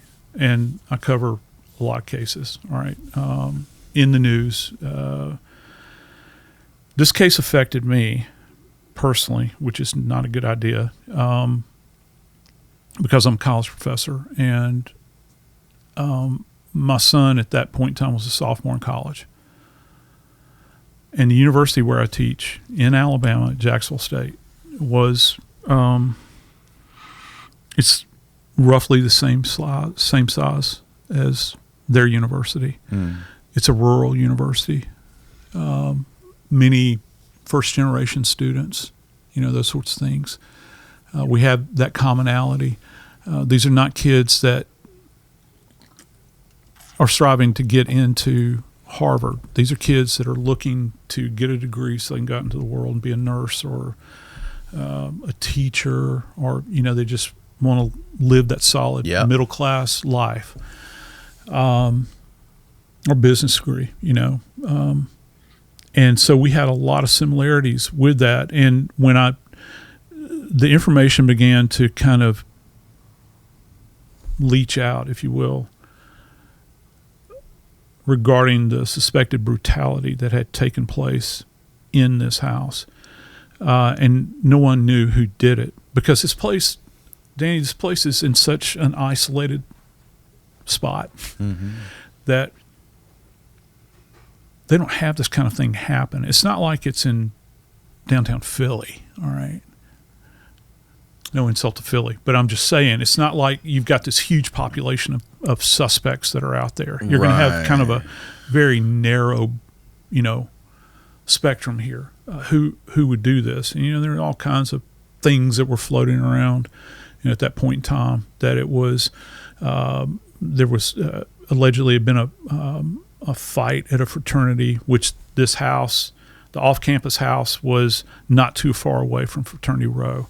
Then we heard about stalkers. Then we heard about jealous boyfriends. We heard this litany of who people thought that it could be. But for me, I began to look at this thing, and it broke my heart for these families and, the kids, but the families, because families are left behind. And you send your kid off to college, you don't expect them to be stabbed 50 times, which it turns out one of these victims was. One of them was stabbed 50? Yeah, another was stabbed over 30 with disfigurement, blunt force trauma to the face, and sharp force injuries to her face as well. It's hard to comprehend that's going to happen. And in this weird house that they lived in, it's like if you go to any college campus, pretty much you're going to have weirdo housing that surrounds it. You're going to have, these off-campus rental homes that have been lived in by generations of people that have gone to school there, and they do these weird add-ons. This thing was particularly weird because it was built, the original house was built where it was kind of carved into a bank, like a hill. Right. And it was originally a 2-story structure, and then they added a third layer. I'd actually been on the air on one program with a gentleman who was the former attorney general for the state of Idaho, as well as former lieutenant governor of Idaho. And dig this, man, he had actually been to this house before, because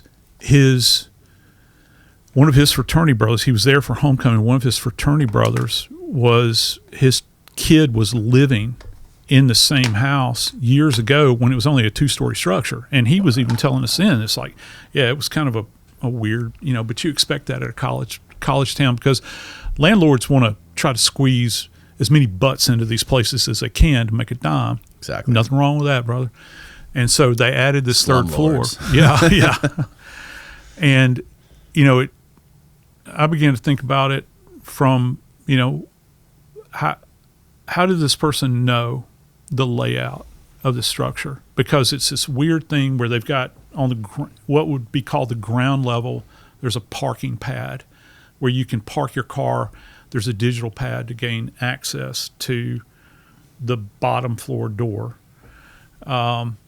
Apparently everybody knew the passcode for this thing. Of course. Yeah, it's college, man. Right. They're not gonna. Kids are going in and out. Yeah. Boyfriends, ex-boyfriends. Ex-boyfriends, showing up for parties and whatnot. And the second, Drug dealers. no comment, but yeah, you're right. Anybody that wanted to come in there, hey, there's going to be a party at so and so. You don't know who's going to be in the house. Right. I mean, it could be anybody. Sure, of course. Second floor had sliding glass doors, and that was facing the remainder of the hill. You could step off of that second floor through the sliders and walk up the hill behind the house. It was like woods behind the house or something? Yeah, it's kind of like a tree line. And if you imagine kind of an amphitheater style, that's the way I've always envisioned it, kind of. Steve, see if you can find a diagram of the house to give us a cool visual, or like I'm sure there's been like recreations or animations of the whole thing that shows like the house on the hill with all that and the bedroom layout. You look at this thing, and when we first, I think my first true view of it was an old Zillow view of it, where, you're trying to rent the thing. People, they had this view of all of these rooms. I say, geez, man, in the dark of night, somebody's going to negotiate this thing when all the lights are off in the house. When all the lights are off in the house, how do you have that kind of information? Steve, that's like one floor. See if you can find like a side view of the whole. There we go. That's like a 3D view right there. Okay. We'll keep looking. Find some. Yeah. Sorry. Continue. How are you going to know how to navigate your way through this? Because if you enter on the parking pad, you go up. There's a landing. You kind of switch back and go up, and there's a second floor up there. Then once you get to the second floor, which you've got 2 bedrooms in the bottom, you got 2 bedrooms on the second floor. In addition to that, you've also got like a great room that's a dining area, kitchen. It's like a fireplace, so it's like a gathering area. There's, matter of fact, there's kind of this famous shot where you can look through the window and see the table in the dining area. It's covered with Solo cups. Beer pong. Yeah, exactly. You're thinking, well, these kids, There we go. Yeah. So when you look at that, you can see the interior of the place. And in addition to that, you appreciate that there's another staircase that goes up internally where you're going to have to negotiate that third floor and try to understand who's up there. Right. How are you going to be able to do that without having prior knowledge of this place? Pause it on the view of the house, Steve, that you were just on. Okay. So it's a maze. For somebody who's not intimately familiar with the house or hasn't been there before, it would be tough. That hasn't been there before, it would be tough. Yes. Yeah. And what's really kind of chilling about this, and again, this is one thing that really kind of really impacted me. There's this TikTok that these girls that lived here put together, and they're imitating one another. Like it's a comedy kind of thing that they're doing, where they're imitating, how the behavior of their roommates. This one is very stoic. This one is like always anxious. This sort of thing. They're imitating one another. And Danny, the entire time, this thing is like panning around, and everybody had access to this. It's like panning around. You can kind of see the layout of that second floor. And it was so chilling to me in the world that we currently live in. I don't know about you, man, but it's like a place I lived in college. You wouldn't know anything about the interior of my house unless I specifically invited you over. Maybe you were one of my buddies, came over, we drank beer together, hung out. Other than that, it's not going to be broadcast to the entire damn world. And so you have And they were posting these TikToks before the murder happened. Oh, yeah. I'm sorry, what year did this happen again? 2022. 2022, okay. Yeah. 2022. So you've got this environment, and people have an awareness of the interior of this thing. I think the big question, and maybe one of the things that is going to be, I don't know if it'll ever be answered at this point, but what foreknowledge did he have of this place, this reptile that went in there and did this? Yeah. What kind of knowledge did he have of the layout of it? And there's been a lot of talk about this individual had cruised by this house multiple times in the preceding weeks. They pinged his phone at a variety of locations, or found it, that he's kind of circling the area. did he ever make his way in there? If he is in a hide above the house, okay, and I dig this, he's in that back area, he's in that brush line. At night, it's like going to a drive-in movie. Because the house is all lit up and it's All glass walls. Yeah. And so Kaylee and Maddie that are in the top bedroom, it's believed that one of the two of them were his actual target. Most people believe it was Maddie. Do we have any idea why he would have targeted one of those girls? Again, for people who are familiar with he's this a case, I'm vegan. sorry for the dumb questions. No. He's a vegan, and there's a restaurant in Moscow, which I found out you have to pronounce Moscow, not Moscow. They take exception to that, so you have to think Costco. So Moscow. She worked at the Mad Greek restaurant, and some people believe that he had contact with her there, saw her there. That's just one theory that's been thrown out. There's multitude of other theories, everything from... He was a vegan. Yeah, he was, and he makes a big deal out of it. You know, the old adage about how do you know somebody's a vegan? They tell you. Right. Yeah. And so they had a vegan menu. The question is, I think one of the big questions is, this lizard was a student in Pullman, Washington, at Washington State University, which by all accounts is only 10 miles away. Mm-hmm. What the hell are you doing in Moscow, Idaho? Right. And he is at the beginning of his PhD program. For people that are not familiar with PhD programs, particularly if you're thinking about like something like criminology, which he went there to study, for your first year, you're like an indentured servant, and you have a supervisor. You're assisting with teaching, which he was a TA. You're meeting with an advisor. It's very labor intensive, but yet he's got enough time to go to, and again, it's only 10 miles away. Some people say 8, 10, drive across state lines, and then kind of orbit this one location over and over and over again. You know what's up with that relative to his behaviors? Because if he is in a PhD program, he's committed to it.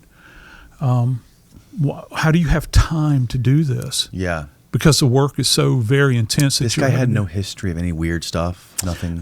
He was a former heroin addict. Oh. Yeah, I guess, I don't know if that feeds into it. I know former me heroin too. addicts that don't go in and commit mass murder. Some of the most gentle people I know had a problem with heroin in the past, and they kicked it. Yeah. So that's not, I don't think you can use that to indict him. Definitely not. But he sent out questionnaires. He had gone to undergraduate and graduate school at DeSales University in Pennsylvania, which is where he hails from. And he had sent out this questionnaire to violent offenders in prisons. And it was, and I mean really violent offenders, asking them questions about, what did you feel? What did you feel, before you committed this act? What did you feel after you committed this act? Oh, by the way, what did you do to clean up? What did you do to, get any evidence, get rid of any? And that was kind of the nature of this questionnaire. And the thing about it is you can take that and kind of mask it in academic pursuits and push that thing out there like that. And there was great talk about that, that's kind of floated around for some time as well. Steve, let's go ahead and play this. I want to watch this video from the top and just see, is it like play through the whole thing? Yeah, it's like a diagram. Okay, play it. Yeah, play it from the beginning real quick. You gotta bring it. Yeah, there you go. All right, go ahead, hit it. Give us some audio. Is there no audio? I can't hear anything. I guess it doesn't have any audio. You gotta turn it up. Is there a volume on the? Oh, there it's up. Okay, there's no audio. Maybe that's for the best. Puppy in one room. Yeah. Okay, so there's 1, 2, 3, 4 bedrooms with people in it. 4:04 a.m. on camera parking. So he just drives his car to the driveway and gets in the house at 4:09. He leaves the house at 4:18. He's only in there for 9 minutes. 9 minutes, dude. Wow. Yeah. And he came. There you go. So okay, Through so the he walks slider, enters on the second floor, goes up the walks stair. right past the first bedroom. Yeah, goes up the staircase. Landing. Now that bedroom is empty. There's just There's a a dog. Did he didn't mess with the dog? No, dog stayed in there. And that's Kaylee's dog, by the way. She was visiting. She had already finished up her requirements for school. She was coming back to visit, and that's, if I'm seeing this correctly, that's Dylan, I think, hearing something On the bottom floor, directly below them. Yeah.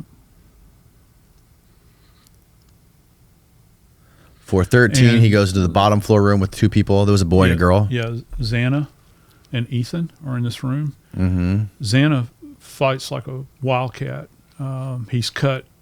She's grabbed hold of the blade of this K-bar and it's cut all the way down to her tendons. And she is stabbed 50 times, at least, that we know of. The girl on the bottom floor. Yeah, well, second floor. Yeah, Xana is. The second floor. Her boyfriend has got multiple injuries to his neck. As a matter of fact, the complex, where the subclave artery is, you've got subclavian artery that runs here. There's also the jugular vein that's in here as well. He's injured right here. They don't believe he ever got up out of bed. And there's the infamous image that they had been showing for some time of what appeared to be blood coming out of the house, and it's on the foundation of the house. As a forensics guy, if someone would ask me on air, is that blood? I'd say, I have no idea. They haven't released information. For all I know, it could be rust. Right. But as it turns out, it's typed back to him, to Ethan. So he was stabbed in the bed, and he's bleeding so profusely, it's leaching down the wall, and it's actually presenting itself. Coming out of the wall. Mm-hmm. Yeah, it's leaching down the side, so it's on the cinder block. There are tons of these images that you can actually see. This is going to be, for lack of a better term, it's going to be a bloody mess. Dylan, the gold figure that they have in this diagram that's right there, she's the one that saw him. She made the description, now kind of infamous description of him being the guy with the bushy eyebrows. Interestingly enough, when he's wearing a mask, right? he's wearing a balaclava. It's one of who? these things, a balaclava that you pull over your head. All you can see are the eyes. Okay. Hunters wear them. Like a ski mask. Yeah, kind of like a ski mask, but it's made out of, it's not neoprene, whatever, like Under Armour. Like rash guard material. Yeah, exactly. Here's an interesting thing that in the victim impact statements. And she was in the doorway standing there, and he looked at her and just continued to walk right past her. Yeah, and I've got... Strange.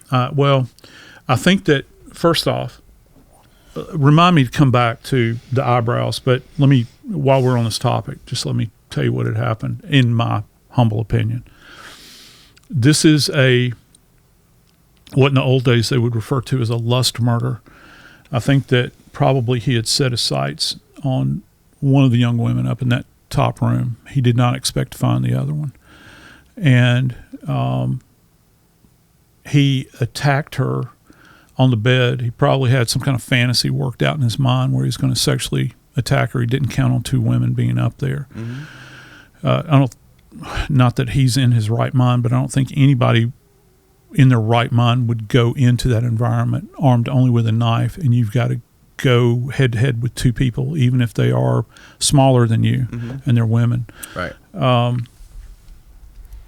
He is sexually stimulated before he goes in there, and you don't How do you know? Because I think that this is one of the drivers behind what he had done. I think that that's the only logical conclusion that you can reach. A lot of people have stated over the years, not just me, but the fact that, and it doesn't necessarily have to do with this case, but stabbings in particular, when you get multiple stabbings, the knife actually substitutes as a phallus. So as this knife is being driven in over and over and over and over again, there's like some kind of psychological release. Right. I think that he was probably sexually stimulated. He went up there. He's got this adrenaline bump that he goes up on. And as he didn't count on the other person. So he's now murdered 2 people face to face with them with this really robust combat knife made specifically for this purpose. Marine Corps has used it for years and years. As he descends, he is spent. Well, Xana, who was in bed with her boyfriend, Ethan, some believe that she heard Kaylee cry out, "There's somebody in the house." She gets up. She's just taken a food delivery, Jack in the Box food delivery from one of these food delivery services. She's up. She hears something upstairs, comes to the staircase, and walks partially up it. As he's exiting that top bedroom, he sees her. And then he proceeds to chase her back into her bedroom, stabs her over 50 times. I mean, she is just decimated. She's grabbed the blade multiple times. She's tried to parry his thrust, with her arm. She's got slices on her arms. Good Lord. Goes over, kills Ethan. Ethan's asleep in bed. We don't know what, I think a lot of people are wondering, because they'd been out partying, they're wondering what his blood alcohol level was. He must have been killed first, right? Because he would have woken up. Sure. Either that or inebriation. Don't really know, because they haven't released any of the information. You have to be able to explain it scientifically, though, and that's the two. Yeah. That's kind of the supposition here. Was the question to ask is what did he have on board? He's underage. He's not old enough to drink. So we don't think that he's probably got a long history of drinking. I don't know about you, but, the first time alcohol passes your lips when you're young, you don't have the same tolerance, say, for instance. He's blacked out. Yeah, well, I don't know that for a fact, but maybe. Mm-hmm. And maybe to the point where he has no awareness that what's going on. But she's struggling in there, man. Xana is.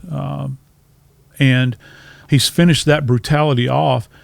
As he's exiting, he's gotten another adrenaline bump. It's survival mode at this point. I've got to put as much distance between myself and this house as I possibly can. He steps back out. Dylan gets up out of bed again. She came to the door a couple of times. This is when she meets him eye to eye, and she sees over the balaclava, or within that framework of the balaclava, the bushy eyebrows. Yep. And he did have bushy eyebrows. Mm-hmm. Keep that term in mind, because I said did have bushy eyebrows. When Kaylee Gonzalez's sister got up, and this is one of the most powerful moments, her name is Olivia, spelled with an A, Olivia. Mm-hmm. She asked him, and it's a rhetorical question because she's addressing him directly. She says, when did you start plucking your eyebrow? When did you start pulling your eyebrows out? Because if you see him now, he's kind of very thin. Her thought was that he sat there just plucking his eyebrows out by hand over and over to try to, knock that down in some way. She had insight into him.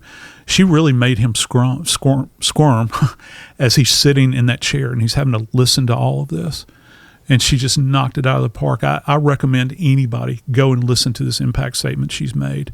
It might be one of the most powerful things I've heard. Olivia? Yeah. Olivia Gonzalez, that I have heard in a courtroom. And I've been covering cases, live trials for a long time with Court TV and Law and Crime Network. Uh-huh. I've never heard anything like it. Where she's questioning him in the courtroom? Well, she's not questioning him. She's direct, and she has planned these things out. I mean, she's got a statement. Yeah, it's a statement. How, victim impact statement. And, because he's rolled over on this. He said that, he pleads guilty to 4 counts. Mm-hmm. 4 counts of homicide and also an additional count of burglary. With the intent to commit homicide, by the way. Yeah. And it was just it took, the whole thing. I think a lot of people really got antsy over this case. First off, that you had a madman running around the countryside here. It couldn't be solved or resolved fast enough. You add the internet into this, the digital world. And so it's really weird with these cases, Danny, that you see there's like a fire that has lit in like the true crime community, or people that are just curious, why haven't you done anything yet? Why haven't you? They catch this guy within 6 weeks. All right.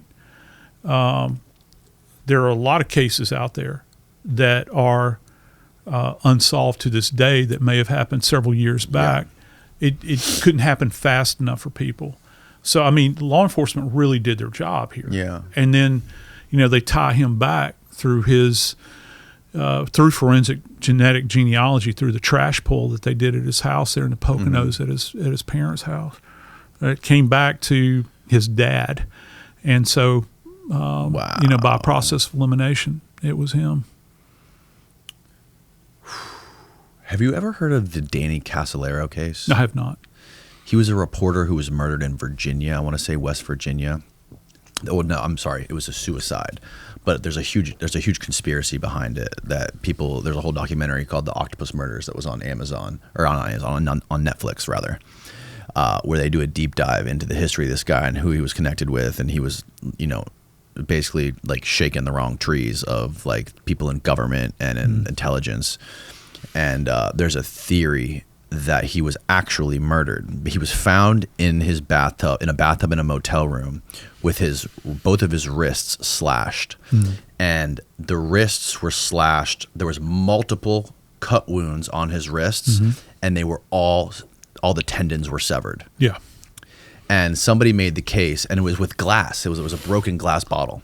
Oh my Lord. So the case is basically one of the biggest pushbacks against this case is that in the documentary they said that if people are going to commit suicide and cut their own wrists, it's going to be almost impossible for the tendons on both wrists to be completely severed, because how do you sever the tendons on one wrist, then go use that hand and do the same thing on your other wrist? Very difficult, and that scenario has been floated for years and years. That and you don't get many wrist slashings, just so you know, in methodology. They're not real common. I've had them, but they're not as common as maybe you see in movies and that sort of thing. So it's kind of, there it is. Yeah. Wow. Don't show that on the podcast, but it's good for us to see. Yeah, it's quite striking. And these are deep injuries. I don't see how anybody could self-inflict on both hands with these injuries. Right.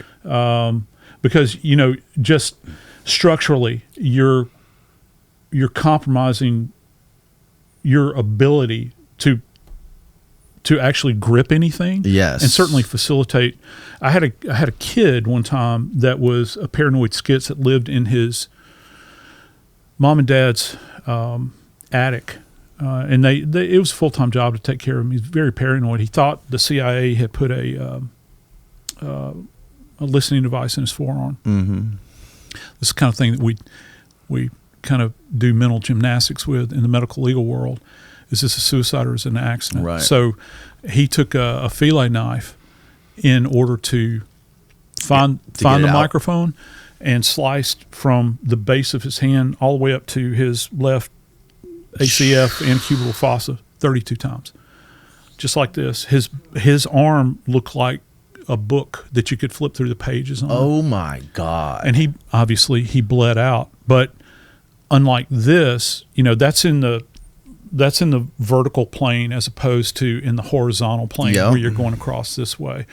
You do see lethal, but it requires, if you're going to go in the horizontal plane, slicing a wrist, it's going to require a lot of force, because you're going to go across tendons here, and tendons are not like cutting flesh. It's not like going into really soft tissue. So it's almost a sawing mechanism that takes place, and you're using it with a piece of glass. This case is fascinating. I'd love to look into it. Yeah, I highly recommend the documentary. It's called The Octopus Murders on Netflix. I want to talk to you about Epstein. Yeah. I want to take a leak real quick, though. Yeah, sure. All right, we'll be right back. All right. All right, so the Epstein case is Yep. fascinating, and it's a hot topic right now. Yes. Everyone debates about it. It always comes up right now, especially because of this. Everyone talking about these Epstein files, and the footage that recently came out as well of the orange blob. the orange blob, the footage in front of his cell. Yep. There's all kinds of conspiracies about this, but when this thing first came out, allegedly he was in a maximum security prison in New York, and he was on suicide watch, I think. Yeah. Or no, they had recently taken him off. recently suicide taken watch. him off. Yeah. And there's all kinds of things that outside of the actual like what happened in the cell. There's all sorts of things that were happening. Like he was meeting with people, and he was looking at doing getting another hearing really soon. He was filing for something in the court where he was going to go back to court and try to fight it again and get off. And it seemed like he was optimistic about getting out of there still. And you don't even have to mention the fact that he was obviously a narcissistic sociopath who had lots of money and probably thought that he probably wasn't suicidal, if I was to guess. But one of the biggest pieces of evidence that I've been aware of about Epstein's case is that he had the hyoid bone fracture in his neck, right? And that's one of the bones where I could be wrong, but I think they did I read one time there was a study across all the hangings across they took a bunch of hanging victims, and that hyoid bone was only broken in like a small subset Very of those small. hangings. Yeah. And I guess there has to be a ton of trauma for the specific bone to break. Yeah. And in his neck, it was broken. Yeah, it was. And it's not just his hyoid bone. He's got two fractures of his cartilage in his larynx, which if you find your Adam's apple, it's like right in it's bilateral. So you've got a fracture, and again, using this term, they're both in the vertical plane. So you've got one here, you've got one here, and then the hyoid's an interesting bone. It's the only bone in the human body that does not articulate with another bone. Just let that sink in for a second. It's Stationary? Yeah, in soft tissue, its sole purpose, actually, it anchors our tongue in the back of our throat. It holds it in place, and it's bird. Oh, wow. It's kind of bird-like in shape, and it's got two greater horns and two lesser horns. And some people describe it as a bird-like structure. Some people say that it's got the appearance of a horseshoe. I've heard that, but it's kind of crescent shaped. Okay, so it's anchoring the tongue back here. Let me just run down the list. Yeah. One of the problems is with hyoid. One of the reasons you don't see it commonly fractured in hangings is that it's so high up in the neck. Right. I mean, it is superior just about to everything else right here. I borrowed this cord real quick. Of course. If it's not anchored in something. Disconnect It can right pull here. out, yeah. Sorry. So let's just think about for a second classic hanging. Okay. So classic hanging, you have to be most of the time suspended or partially suspended. So if you think about a noose, it's better if you use your hand. Think about a noose that runs up like this, okay? And it goes up generally behind your ears, okay? And it comes to an apex back here. And that's what, in our parlance, that's what we refer to as a tenting feature. It's T-E-N-T-I-N-G. So you get this apex at the top right here. It travels upward, comes to an apex right here, and all your body weight essentially is being supported by this location right here. Okay. Suspended. Now, you can have a partial suspension. Okay. The medical examiner in New York, OCME, referred to it as a soft hanging, which to me implies that you're not suspended like classic. You can sit, and yes, people hang themselves by sitting. aside from gunshot wounds relative to hanging, in my little slice of the pie was the most frequent mode, because everybody owns a ligature. Not everybody owns a gun. Everybody owns a ligature. You can make them, I've seen them made out of Like a bed rope sheets, or something. Rope, belt. Belt is very common. So with that said, how do you get the hyoid fractured so high, and particularly so that you have to have enough velocity to drop and get this thing to fracture? Now, one of the things that she said was that he, due to his age, that she believes that his hyoid had ossified to the point where it was fragile. Okay, I'll go down that road with you, but how are you going to explain these fractures here in kind of the soft, more malleable cartilage? And it's running, Danny, it's running bilateral. They're running north and south, vertical plane right here, and they're on the either side. It takes that kind of pressure in order to do that, or maybe a readjustment. Also, the ligature mark that he has on his neck, Right. does not go up and down. It's horizontal. Running parallel to the shoulders Wow. like this. You don't have this thing that's going up behind his ears like you normally see. I got to tell you, when I'm just looking at the images, and anybody can see these images. These are just public images that you found. Yeah, you know where they come from? The 60-minute special that was ran back in, what was it, 19 or whenever it was. They did. Yeah. And you could have knocked me over with a feather, because you got to see all of these images and the interior of the cell. Mm-hmm. They're out there. Just check them out for yourself. Don't believe a damn thing I say. All Right. Just go look at them. So if you're trying to sell me on the idea that, first off, he has hung himself and you're absent the tenting feature, what did he do? Did he lay down flat on the floor and the ligature went around his neck? And it looks like the ligature has been readjusted, because you've got this kind of deep, it's an abraded furrow. Yeah, there you go, right there. This abraded furrow that's Again, running, Steve, don't put this on the podcast. that's running parallel, as you can well see. Do you see how one mark is low?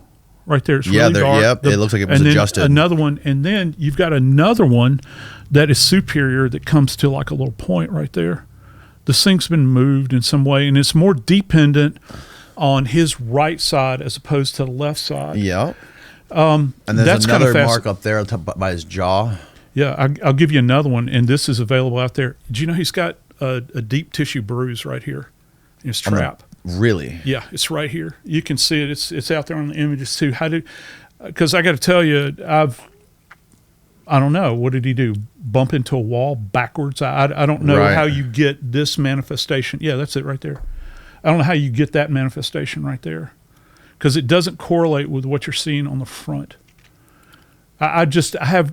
You mentioned the study about the fractured hyoids. Yep. Why does he have facial hair in the second one, not the first one? No, that's the back of his head. Oh, that's the back of his head. Yeah, I that's see. like descending down the back right there. I've had one fractured hyoid that was not related to manual strangulation. You know what it was? A guy went over a 3-story off-ramp in New Orleans, 3-story, 2-story, doesn't matter, but in like a 1968 Pontiac that had the gigantic steering wheel, like Mamaw drives, like this. He clotheslined himself on it? Non-belted. He nosedived into the ground, and the 12 o'clock position of the steering wheel hit him right here, and it fractured his hyoid. It doesn't mean that it does happen, okay? Again, it's just my little slice of the world. But again, how do you account for this injury here? It's almost like there were two modalities being utilized here, or methodologies rather. A ligature and possibly either throttling. This is throttling. Yeah. Okay. You can do it either anteriorly, okay, or you can do it posteriorly. This is C-clamping, where you do this like this. Yeah. So do you have some kind of fight that's going on with I don't know, himself. I have no idea. How do you get these manifestations injury-wise Right.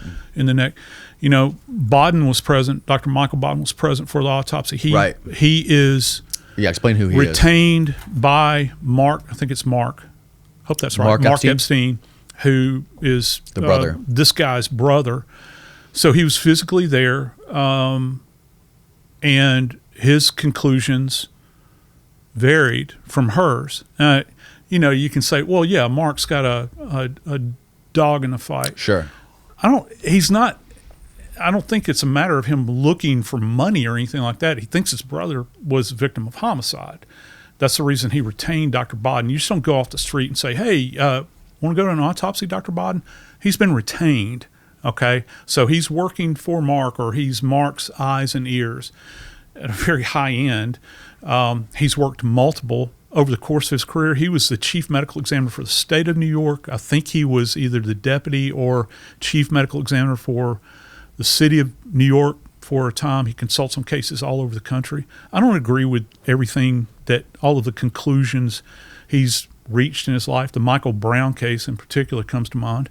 But he is respected. And he was physically there to watch this autopsy being performed, this examination. So he just watched it. Yeah, it's not like he's participating. Right. And I've been present for autopsies like that, where you have an interested third party that will be there, and most of the time there'll be some chatter, but most of the time they're merely observing. It's not like he went in and actually did the dissection of the neck, okay, where you're taking out the organs of the neck, as they're referred to. That's going to be part of OCME's team that does that, and they'll retain them. I hope they've retained them. I hope they've retained the larynx. I hope they've retained the hyoid bone.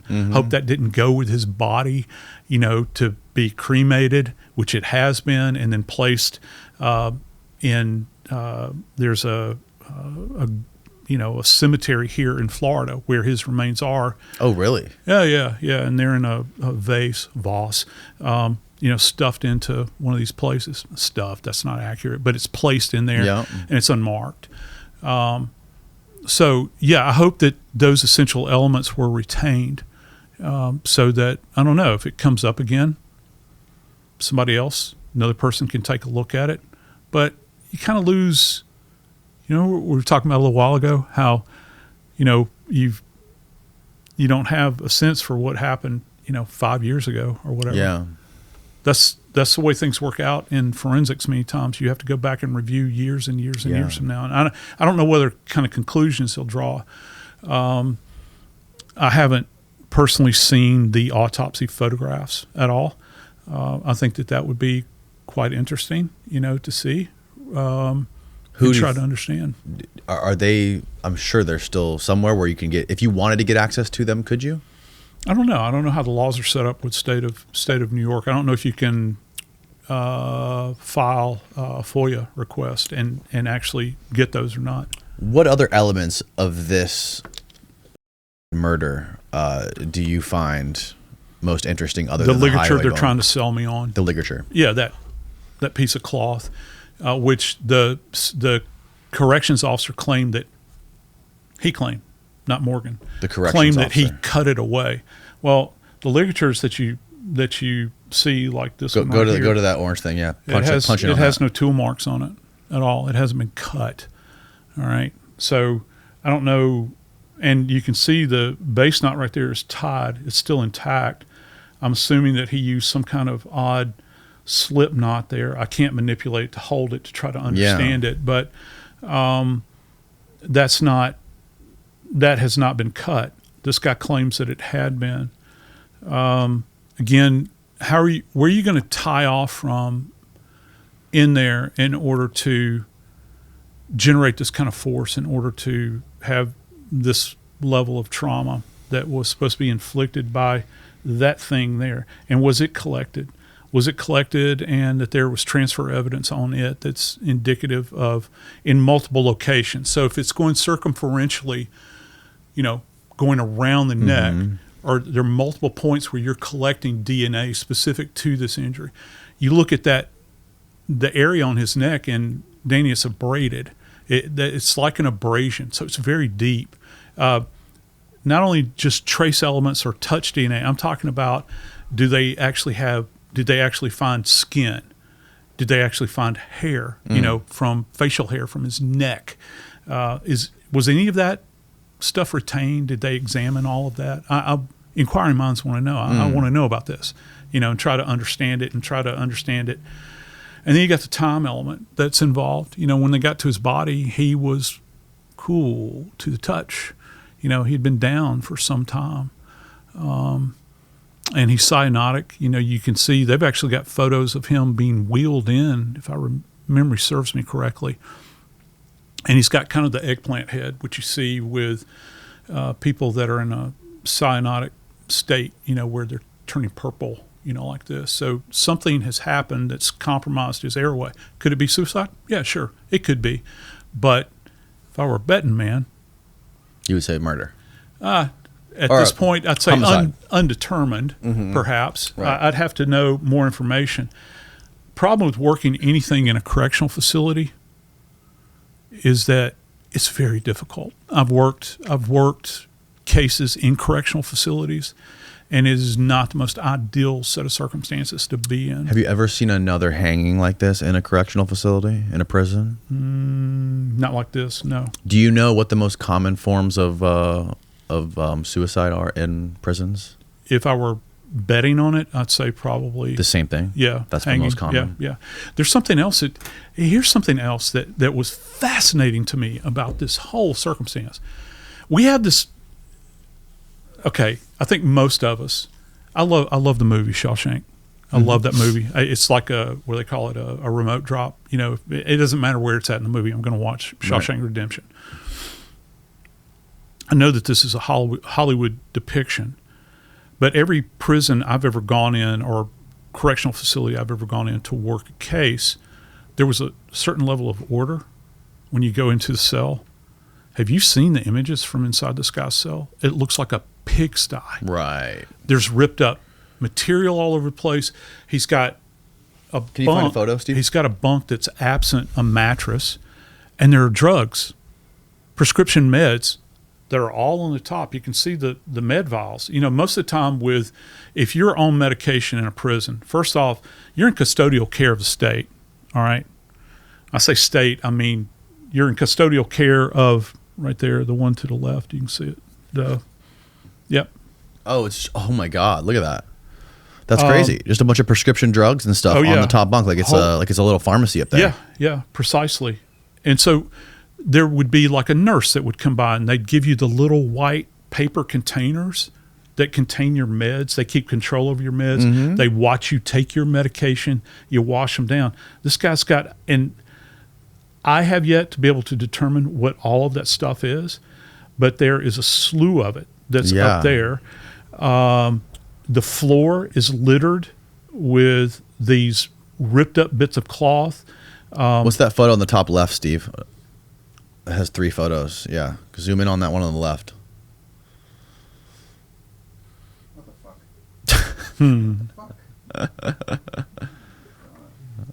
Oh, it's a YouTube thumbnail. It's a screen capture. Well, there's another picture of it. Oh, there you go. Zoom in on the one on the left. Wow, look at that. Yeah, it's a mess. Do you notice what's down the right-hand corner there, Danny? Is it like a boombox?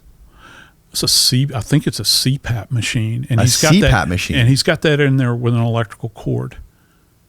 That's an electrical cord. I've had multiple homicides over the course of my career that have been committed with utilizing some type of cord that comes off of a device, or like a drop cord, like an extension cord. It creates kind of a more narrow furrow. They're abrasive when you apply them to the skin. How does this guy even have access to all this stuff? And I understand if he's got sleep apnea, he has to be on a CPAP machine. Okay, that's cool. But that should be integrated into the investigation. Was that thing collected? Did they run down the length of this cord just to look for DNA? And by virtue of the fact that it's in his space, his DNA is going to be on it. But what areas of that cord is his DNA in? Okay. It's not just saying, well, yeah, his DNA was in it. That's intellectually lazy. Yeah. So were there particular areas where it was concentrated along the cord, that sort of thing, just looking at this. And look, again, I've got folks I teach with that are correction specialists, that teach corrections. I've actually talked to them about this. And one of the things that you want in an environment, in a corrections environment, is you want order. Because if you have chaos in that environment, that chaos spills over to other inmates and, the staff and everything else. Who's watching over this guy? Because this thing is squalid. I mean, it's absolutely positively squalid. He has no order in this environment whatsoever. And he's just come off of side watch. How does he have access to this stuff? And if he's got these problems, it was like a day before, I think, that he was taken off watch. Precisely. And there was some other, it has been alluded to that there was some kind of, Donnybrook with somebody else at some point in time that I've heard people talk about. Well, was his hyoid fractured prior to this event, and because he was cellies with somebody else, or he had a confrontation with somebody else, is that a survivable thing? I can't answer that question. I think that I would want to know. Was there any focal areas of hemorrhage where this thing had hemorrhaged out, and that there were signs of the bone? You get this kind of modeling that goes on with bone, even kind of in the immediate. If you've got this pre-existing fracture, which I'm highly doubtful of this, where the bone is trying to heal itself, and you can see evidence of that. So how fresh was this? Did it happen as a result of this? Does he have, and again, this stray mark that's on, back here at the base of his neck is an odd finding as well. There's a lot here that doesn't marry up. Timing is a big element here, a lack of accountability. And, if we were, in my field, if we were working this case, we would want to be very, very exacting about who saw him, what was his affect like at that point in time. Was it down, up? Was it flat? How was he behaving? Had he requested any kind of special treatment? Gee, I'm feeling really blue right now, even though I've just come off the side watch. Because even in a case like this, in the medical legal world, we're going to track down the psychiatrist. We're going to have a conversation with him because we want to know everything about this guy. And so far, it's such a damn muddled mess at this point, and has been since the beginning. If you do your job in the beginning and you stay the course and you keep things really, really simple, you're able to kind of cut through all of the static. The problem is this is a monster of their own making because they failed so miserably. The prison system failed, I think, monumentally. Where he was housed, which I think if he is this valued, why do you have this guy in this particular location? Why has it been moved somewhere else where he can really be watched carefully? I've been on air with guys that practice in, not forensic scientists, with attorneys that practice in New York that would go and visit clients that were housed here. I've had multiple of these people say, we were terrified to go to this place. It was like Thunderdome. Yeah. And so you're going to stick him in here? Okay, well, it's your business, but it just, I don't know. It doesn't add up to me. And the other thing that's very odd is that I believe Bill Barr officially labeled this thing a suicide before the forensic analysis was even done. He did. Yeah. And I got to tell you, is that normal? An attorney is probably the last person I'm going to go to for an opinion about manner and cause of death. Right. I don't care, what kind of sheepskin they have hanging on their wall. They're not qualified to do that, particularly something that is this delicate. Now, I think that he even stated that he had watched the video. You're talking about the one with the orange blob? Or the minute that is allegedly missing, or all the, you're talking about that video, right? Because it was implied that you kind of saw what happened. Well, that's an empirical impossibility You cannot see what happened Right. in there unless there's some other kind of videography that they Right. have access that we don't have access to. Right. It's all very odd. Do you think has there ever been another case where a high level murder or suicide like this with like a person of his notability was where it was labeled to be either a homicide or a suicide before the medical examination has been done? Oh, I'm sure that they exist. And, but it's not common. No, it's not. But anytime you get bureaucrats or politicians involved in anything, in my experience, relative to our field, it's a dangerous mix. You know, you're running your mouth before your brain's in gear at that point in time. Mm-hmm. And that, you know, that happens. It has happened in local cases. And then, you know, if you come back and say something to the contrary, then you have these little stories that begin to bubble up. Well, there's a conspiracy or, right. you know, this and that. Mm-hmm. And again, do your damn job on the front end. You won't have to go back and clean up messes at the end. Right. Yeah. It's craziness, man. I don't know. I think they just moved Ghislaine to a camp, a low-level security prison in Texas. Yeah, they did. You know, who knows what's going to happen to her? Well, you know, they. Yeah. I mean, I don't know if you want to go with the conspiracy route and they say that he was murdered to protect billionaires and powerful politicians that he would have had blackmail on to cover up for those people. If you want to take that crazy route and believe that's true, which I don't think is that crazy, to think that they would be arrogant enough to do the same thing to Ghislaine Maxwell is it's a stretch. I don't think they would do it, but who knows? Well, you want to go down a real rabbit hole? Of course. Epstein's one thing, okay? Here's my question.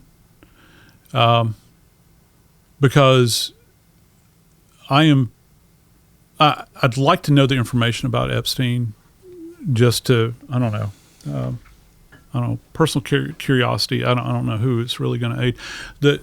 The people I'm really interested in are the victims.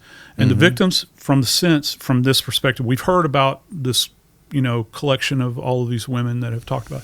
This is who I want to know about.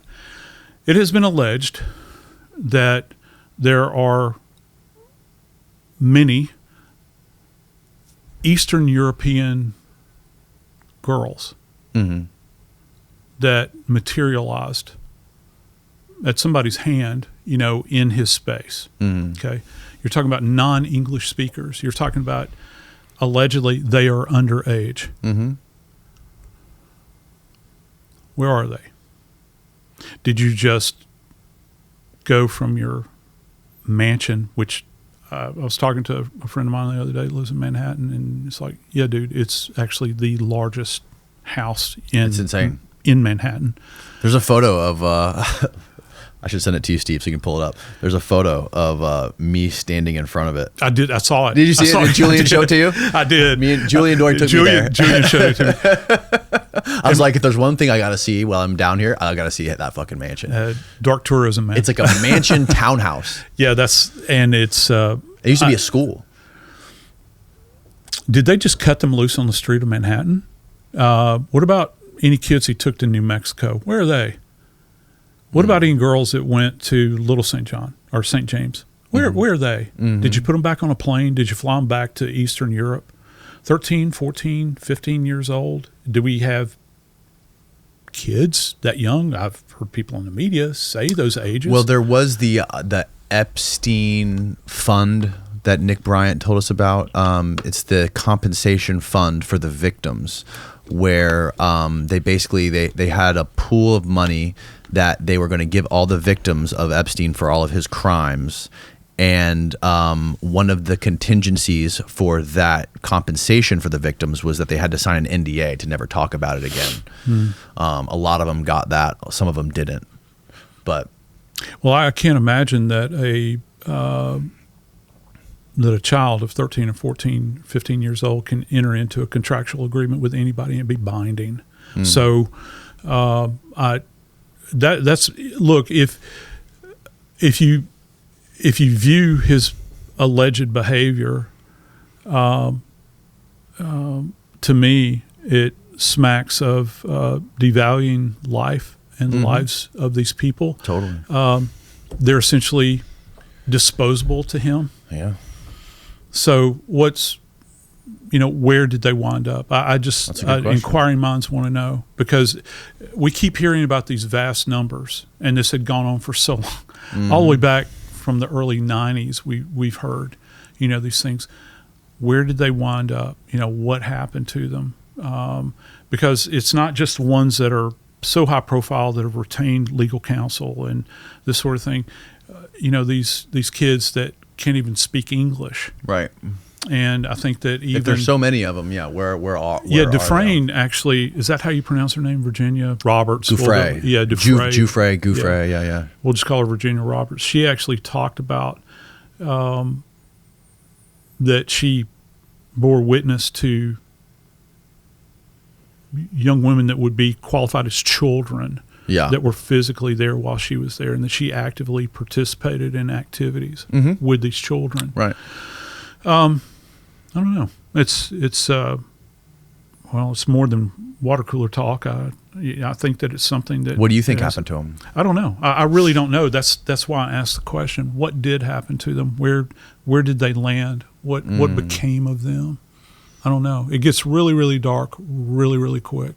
And all of this stuff has been dark for a long, long time. Yeah. Yeah. Well, the darkest part about, it's all terribly disturbing and evil at every level. But when you start to learn about the connections to like the criminal underworld and the espionage underworld, and there's a very blurry line between the two. They work hand in hand.